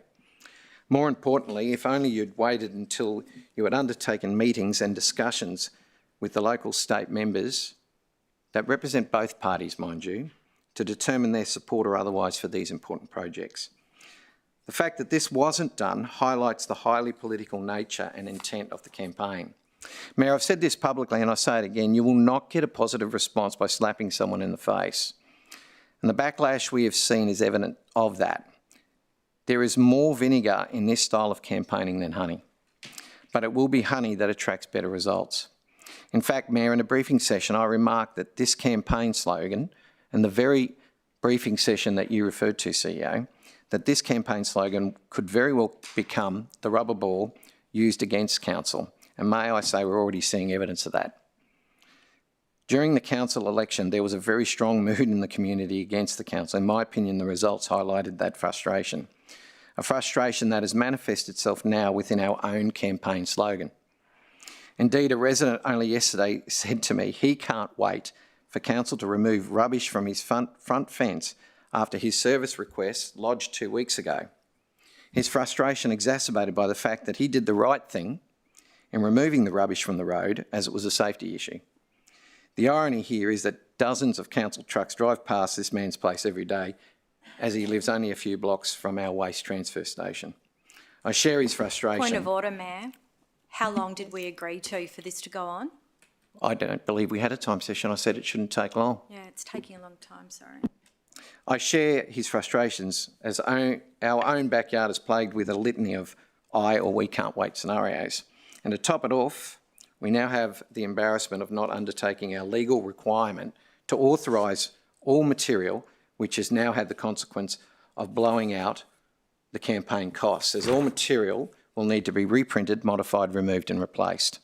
As a government body, we should have been more transparent, and the many arguments and claims as to why we didn't authorise the material lacks accountability, as it looks more like exploiting a loophole. Therefore, Mayor, I move the motion as read so that this council can refocus its energies on a more proactive approach to campaigning for these much-needed projects. Mayor, I suspect the bridge that we so desperately need may be burned, but may be salvaged with some much-needed collaboration and leadership. And though such collaboration may actually achieve the outcomes that we all seek. And in that regard, I'm sure we all can't wait. Thank you, Councillor Lee. Councillor Madden, as a seconder, would you like to... I'll invite you to speak. I must say, Mayor, I am concerned that the material doesn't have an authorisation, but that's my contribution. Okay, thank you. I'll just hand over, because there were some accusations made there about legals. I'll hand over to the CEO on the accusation about authorisations.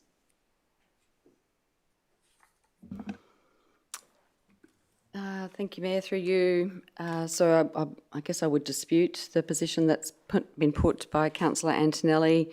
The Electoral Arrangements Act 1992, Queensland, the advice provided by the Electoral Commission of Queensland is very clear in its provision of advice of the definitions of electoral matters and election material.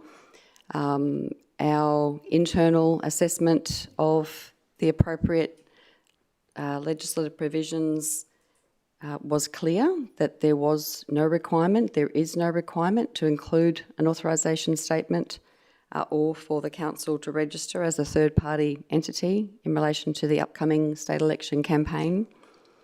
We also sought advice from the external agency that provided us with the support and advice around the advocacy campaign during the course of the latter part of 2023 as briefed to all councillors at the time. We acted on that advice. When concerns have been raised by some councillors in recent weeks, we sought as an additional measure to seek further internal advice and to seek written advice from the Electoral Commission of Queensland, which has confirmed our position. And I wrote to all councillors with that advice on Monday evening to advise accordingly. Thank you. I'll open it up for further discussion. Yes, Councillor Mason. Thank you, Mayor. I'm not 100% on whether or not we need to suspend the campaign, but I do actually see a lot of value in us actually formally resolving as a council to support the program. Then it would actually acutely have the councillors have voted on this and we support it. I think that strengthens our position if that's to occur. And I do support the point of a meeting with local MPs, and indeed, as the election continues and candidates are pre-selected, I think that that's a priority because while I'm a member of a political party myself, I view my role as a councillor as whomever the people of Ipswich select in those other roles, we need to work with them to secure the best outcomes for Ipswich. I know all of you share that endeavour, but there's a level of diplomacy I think we've been unaware of on this. It has drawn the ire of some state MPs and a federal MP at a minimum. I've been contacted by a few people in the community who see it as a political campaign. That's their perception.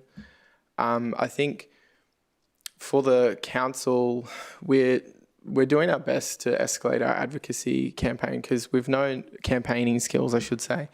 Because we've known for a number of years that if we don't get a higher level of support from state and federal governments, we're not going to get where we need to get in terms of infrastructure and other sort of social amenity. And furthermore, I'm supportive of point B. I think that it is due time for that to recommence.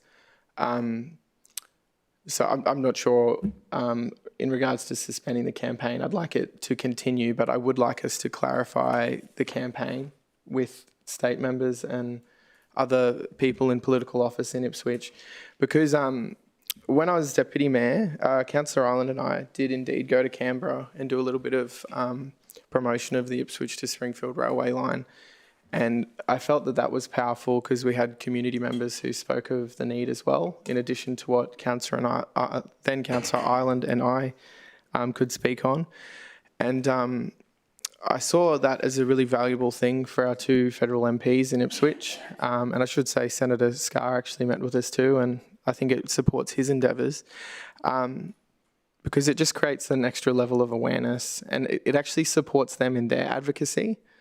Because we're all working for the same people and we want the same things, I think we need to be more cognizant of that, of the fact that those local members, while they may be parts of different parties and different governments, they all actually want investment in Ipswich.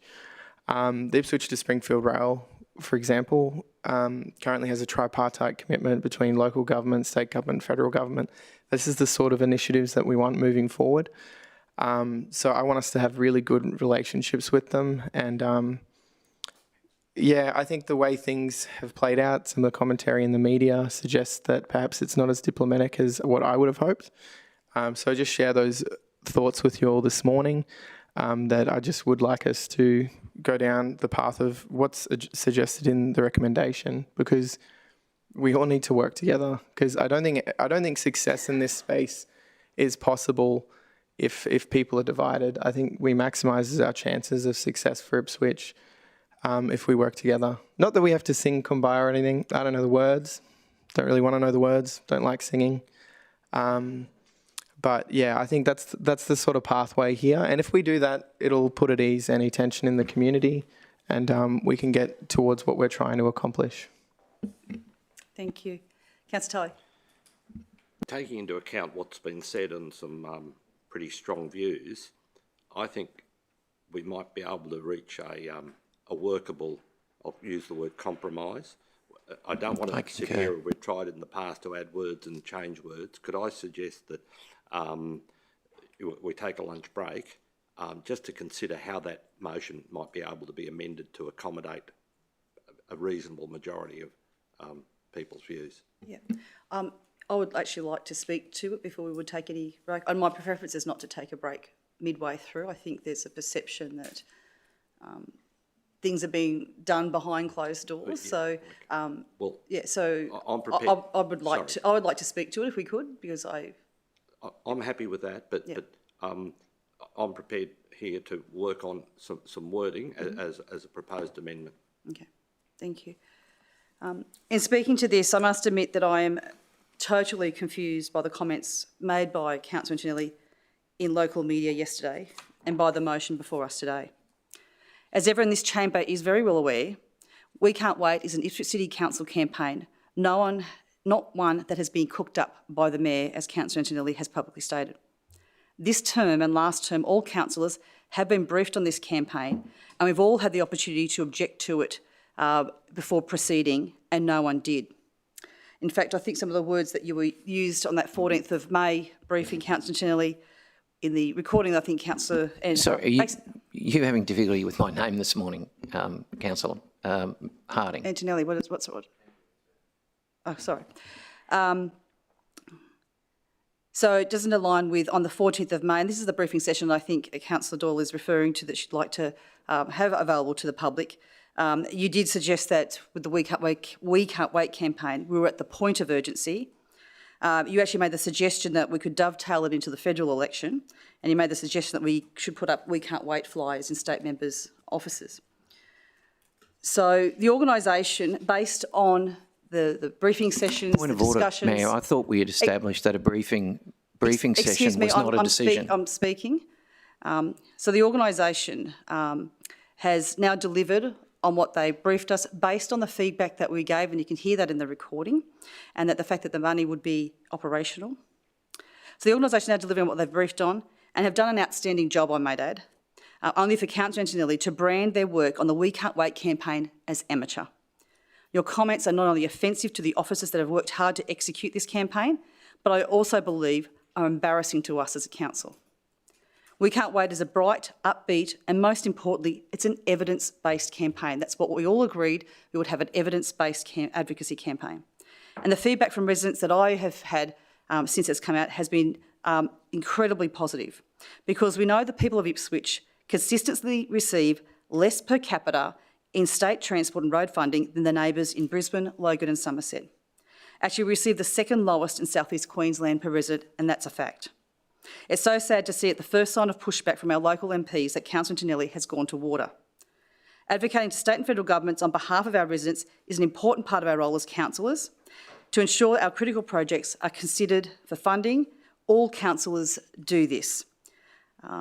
As agreed in our sessions, I sent a letter out to all the state MPs and all party leaders in the Queensland Parliament the week before the campaign was launched. For myself, I certainly have no problem with putting my political allegiances aside to ensure all parties and their candidates commit funding to our priority projects in the upcoming state election. Therefore, I won't be supporting this motion today, and I'll be certainly disappointed if my fellow councillors can't do the same for the people of Ipswich. And I want to make a point here. There's been discussions about whether it was a council decision or not. It was very clear in the briefing session that this money would be from the operational budget. That operational budget was put in our budget, and we voted on that on the 27th of June. I also, if I can speak to the second part, which is the elected representatives working group, more than happy for that to be reinstigated. Councillor Madsen used to do that. It sort of petered off. We had some feedback on that, and we sort of agreed to utilise our networks. But yes, I certainly won't be supporting this motion today. And again, I'll be very disappointed if my fellow councillors can't do the same for Ipswich. Do I have anyone else who'd like to speak to it? Oh. Councillor Cullen? Sorry, Councillor Cullen put his hand up first. Sorry, Councillor Cullen put his hand up first, sorry. Yep, go for it.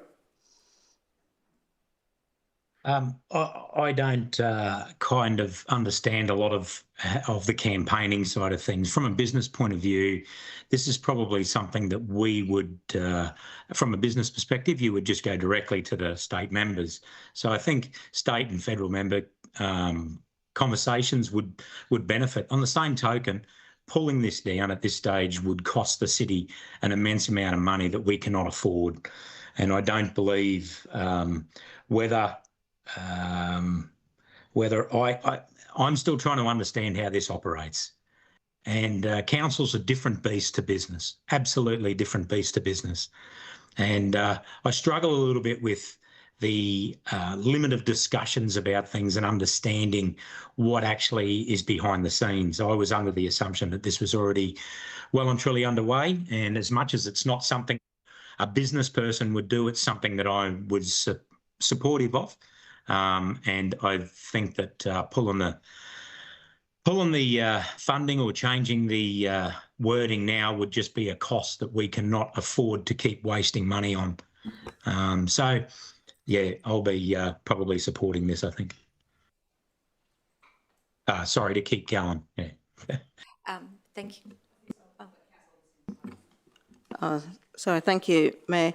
I'm also not supportive of suspending this campaign, just because there will be a financial implication if we pull the marketing strategy with companies and then reinstating. It doesn't mean that just because you suspend that you can just go up and reinstate it again with no cost incurred. I am a little bit perplexed with the balking of this campaign, where I've gone and had a look, and I've looked at Sunshine Coast Council on the 23rd of July 2024. They called on all parties to prioritise their region's transport and innovation and housing. Logan had a Stand Up for Logan campaign on the 21st of May 2022 for ongoing advocacy program to the state and federal. We've got the LGAQ who are calling on federal government to commit to $100 million per annum. We've got Moreton Bay on the 7th of the 11th, 2023. Their mayor, Peter Flanagan, at the time called on the federal government to stop using their city as a pawn. So for me, I just look and go, this is what the previous council, 2020 council, worked through this. We were briefed on it. I just can't see suspending it. Other councils do it. This is our role. We all thought, well, I thought it was a good idea at the time, and I didn't get any feedback in the meetings or otherwise that it wasn't a campaign that we should go forward. Listening to feedback on Facebook and thinking that that's how we should operate and pivot to comments on Facebook, I think is fraught with danger. And if we are to, look at our, especially our state members, I would like to ask my fellow councillors if we think that that's the way forward. Who's branched out to state members for meetings in this term? If you're looking at, if you're saying we have to work with our state members, has anyone, if you think that's the way to go forward, have you sent out meetings, requests? Thank you. I have. Thank you, Councillor Doyle. Thank you, Mayor. I agree with Councillor Cullen. I don't support this motion. We all, not all, most of us attended the briefing and received, I think, 6 emails around this. We had ample opportunity to provide feedback, and in fact some have provided very positive feedback, and at some point have obviously changed their mind, and I'm really confused around that, but I'm not interested in understanding why. I agree with Councillor Cullen. I don't support the motion. We've spent the money. We're not going to get any of it back. We can call a council officer up here to see how much, but I would suggest there won't be any refunds. We've committed to this. And secondly, to move to a position where we're further considering the approach going forward if we've hit suspend, to stand up that campaign again, it's lost momentum. It's lost credibility. Absolutely no. So I don't support it. Thank you. I think it'd be really important to say that some of the three advocacy priorities have been on our community's wish list for a long time, some of them for decades. We're calling on the Amberley interchange at Cunningham Highway to be built. That's been going for 30 years. This is not new. I think we've all had discussions with our federal state MPs. I've also had discussions in Canberra, in George Street, with ministers and shadow ministers. When it comes to the second bridge crossing, again, that's been, I think, about over 20 years in the making. We've had it approved by the Infrastructure Australia. We're asking for $4 million to have that final business case. And I think, Councillor Dilly, I think when the Bribery Island Bridge came out, you made the email, you sent an email asking us to up the ante on We Can't Wait campaign in order to make sure we got money for the bridge. And the third ask is the Ipswich to Springfield train line. Whilst contributing to a train line is not council's business, we have, and it's worked with the city deal, so the three levels of government are doing it. Those business cases are underway by TMR, which is fantastic. We'll get that shovel ready.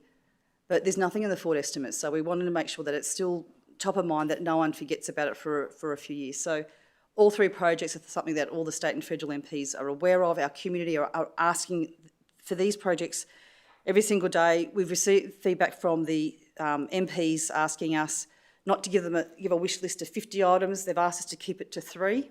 We spent a lot of time to do that. So, I think that we all agreed that we would continue to use our networks to push this forward. And I guess just looking over this, I'd be open to supporting recommendation B in moving forward. I guess I know it was happening before. I don't know why it dropped off, Councillor Madsen, but I guess that was my other thought to this matter as well. Councillor Tully. I have an amendment to move, which I've just sent to all councillors and to the CEO and to the committee clerk. I'll just, perhaps at the committee, I'm not sure how long it'll take to come up, but I'll just read it at the moment to put it in context. This is the amendment to 1, delete the first two clauses of paragraph A and insert, council continue to support the We Can't Wait campaign. The second addition would be that all specific advertising of the and promotion of the campaign be approved by the CEO in consultation with all councillors, and to a minor amendment to the third paragraph of A, so it stands on its own, to insert the word that at the start and insert, I've got the word there, the word be before the word convened, so that would read, if I could just suggest yeah, I think that's right. No. Take out all of the first two paragraphs. No, the first two. Oh. These two? Yeah. Take out those? Yeah, that's my amendment. Yeah, you should have that by now.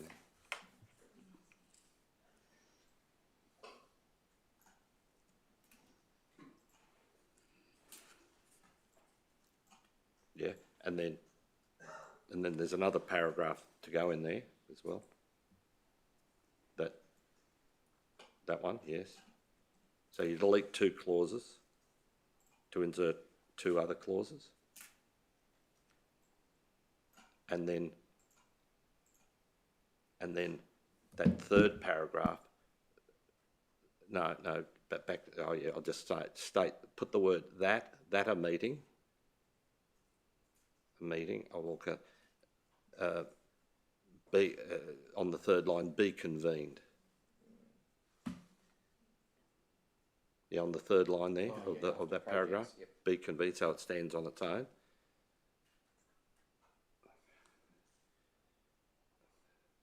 Would that become item B then? Yeah, that could become B, and the next one could become C. Could be C then. Yeah. So that all specific advertising be B, and then now B becomes C. Yeah, it doesn't worry me how it's paragraphed. Okay, just let that go on.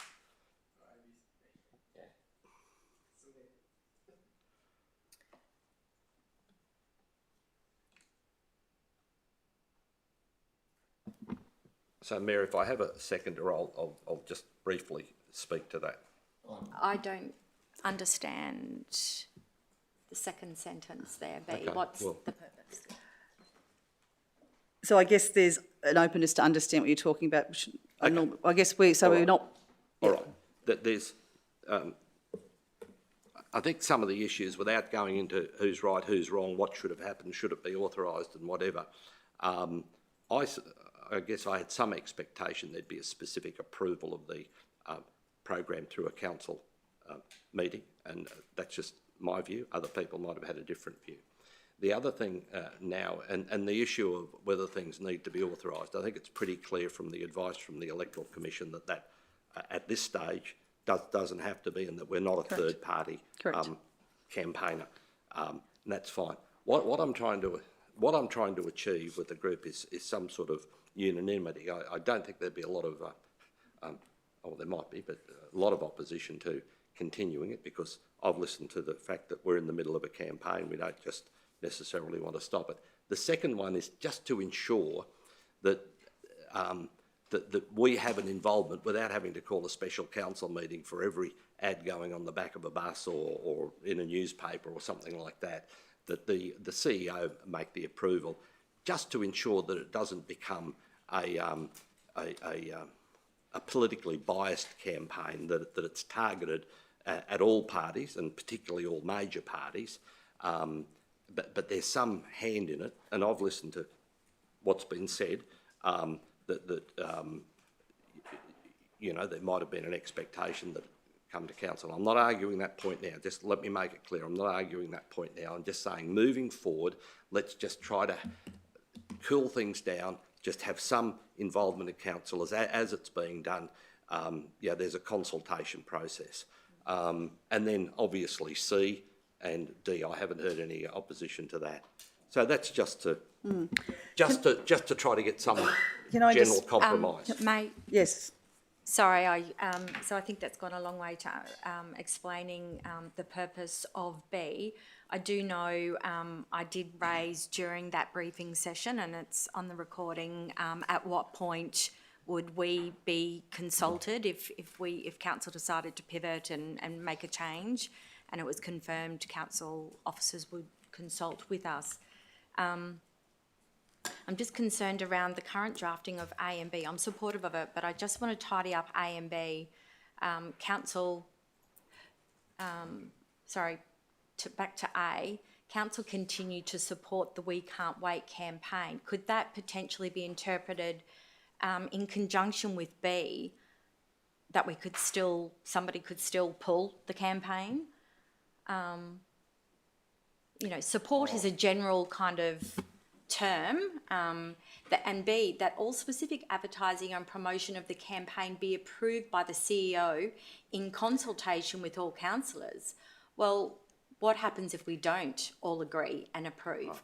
It effectually does suspend the campaign, which was the ultimate sort of purpose behind Councillor Anthony. If you see the many briefings and the video, then you will see. Excuse me. If you see the video and also the many briefings, that is exactly what happened. The organisation came to us and said, we're putting it at this train station, we're doing it here, and this billboard, and this is the cost. There was the big matrix, and there was much discussion, and there was no pushback on that. It was put in our budget. We were told it would go in our operational budget, and we approved that. So it was voted on by this council. So I see that B has already happened, but if you, I guess, are you asking that you wanted to relook at it? And I guess I'd have to ask the organisation, things like billboards and other things are booked in advance. I don't know if you need to understand what it looks like. Is it a report? Could I respond to that, please? Yeah. I'm happy for, say, in A, and I haven't formally moved it yet, that take out the words continue to, just to say support, that we can't, if that solves. Why not endorse? Well, it's already in train, so anyway. The other one, for a very long time, over many years, consultation does not mean agreement. Correct. And over a long, long period of time, it's just the consultation for people to be involved. I'm not talking about whether or not we put ads on television or radio or on backs of buses. I'm talking about the possibility, and it's going to be a pretty intense campaign, and you wouldn't have to be Einstein to work that out, not this campaign, but the election campaign. We just need to be careful, and I think the CEO is well positioned just to make sure so I'm not talking about the methodology or which advertising, or whether it's railway stations or buses at all. I'm talking about some of the specific wording of things that would be appropriate for an organisation of such. So, to put it bluntly, so that we don't burn our bridges, irrespective of the outcome of the election at the end of October.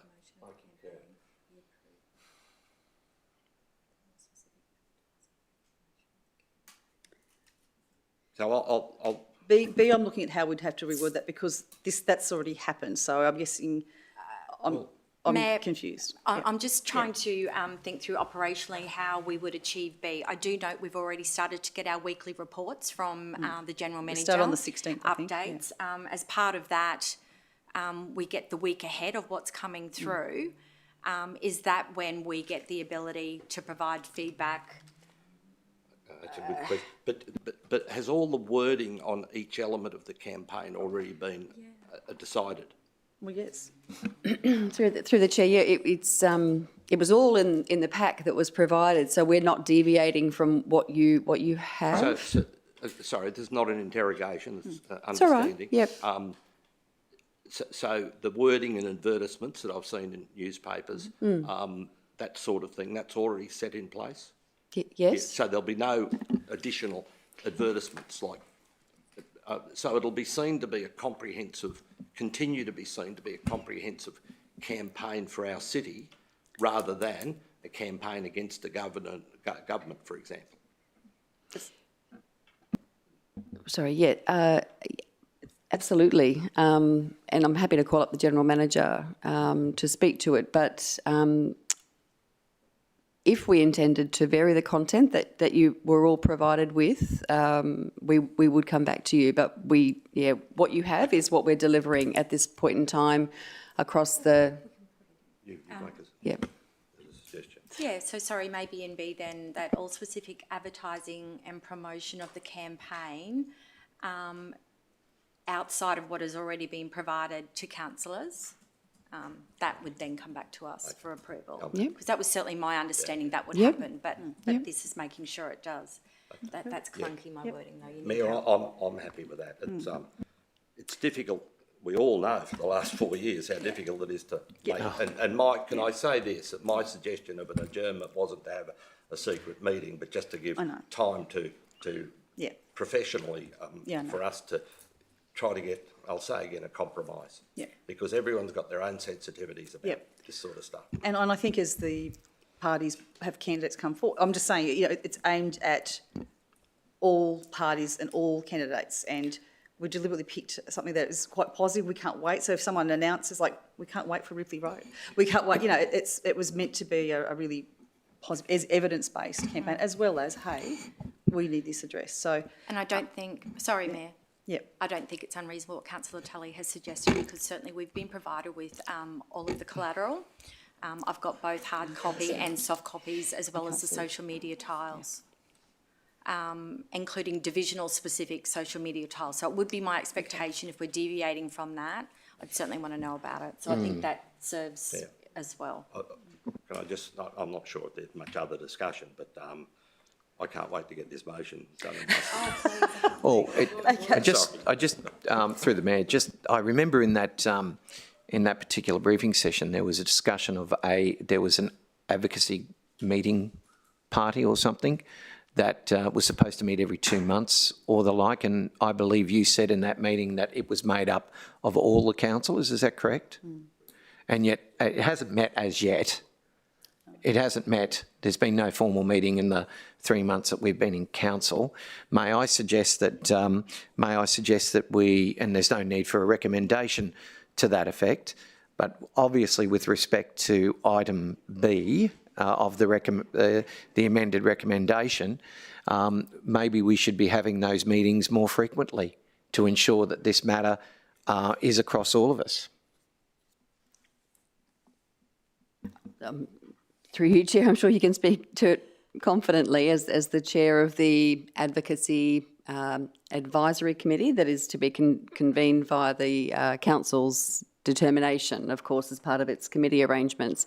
So if I recall it correctly, the Advocacy Steering Committee that met under the previous term was rolled into the Advocacy Advisory Committee, and you're in the process of establishing the frequency of meetings for that advisory committee and its membership, etc. Yes, so the to depoliticise advocacy, the CEO has been the chair of that steering group, and obviously we've set up the Advocacy Advisory Committee under the Economic and Cultural Development.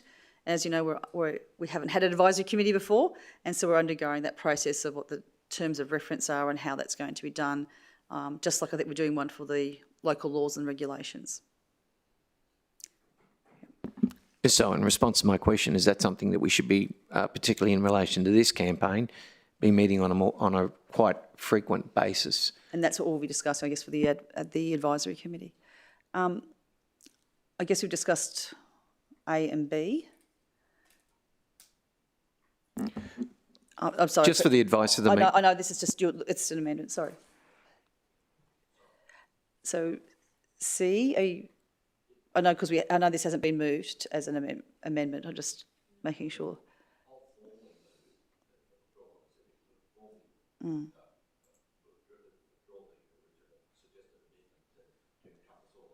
Okay.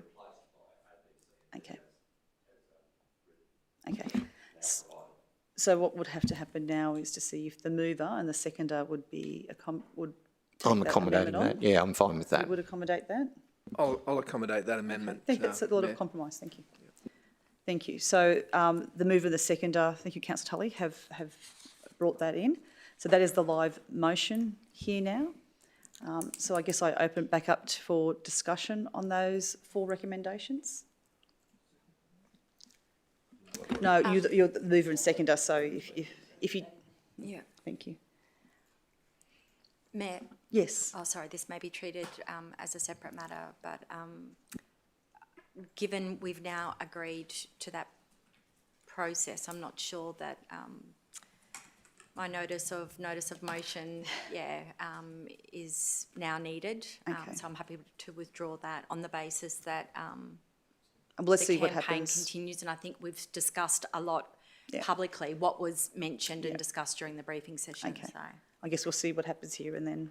Thank you. Is there any other discussion on the recommendations? Yeah, I just wanted to say I'm happy with what's before us now. I'll be voting in support of it. And I just wanted to reiterate that I'm not in favour of council ever supporting any individual political party. Rather, we support people who are working for the good of Ipswich. May that be clearer from today's deliberations, and perhaps we state that a bit more often, that if you're on Team Ipswich, welcome aboard. Yeah. Thank you, Councillor. I'll just go to, if there's other discussion, I'll move to you, Councillor Ginelli, as the I'll just obviously the end discussion, if there's no further discussion.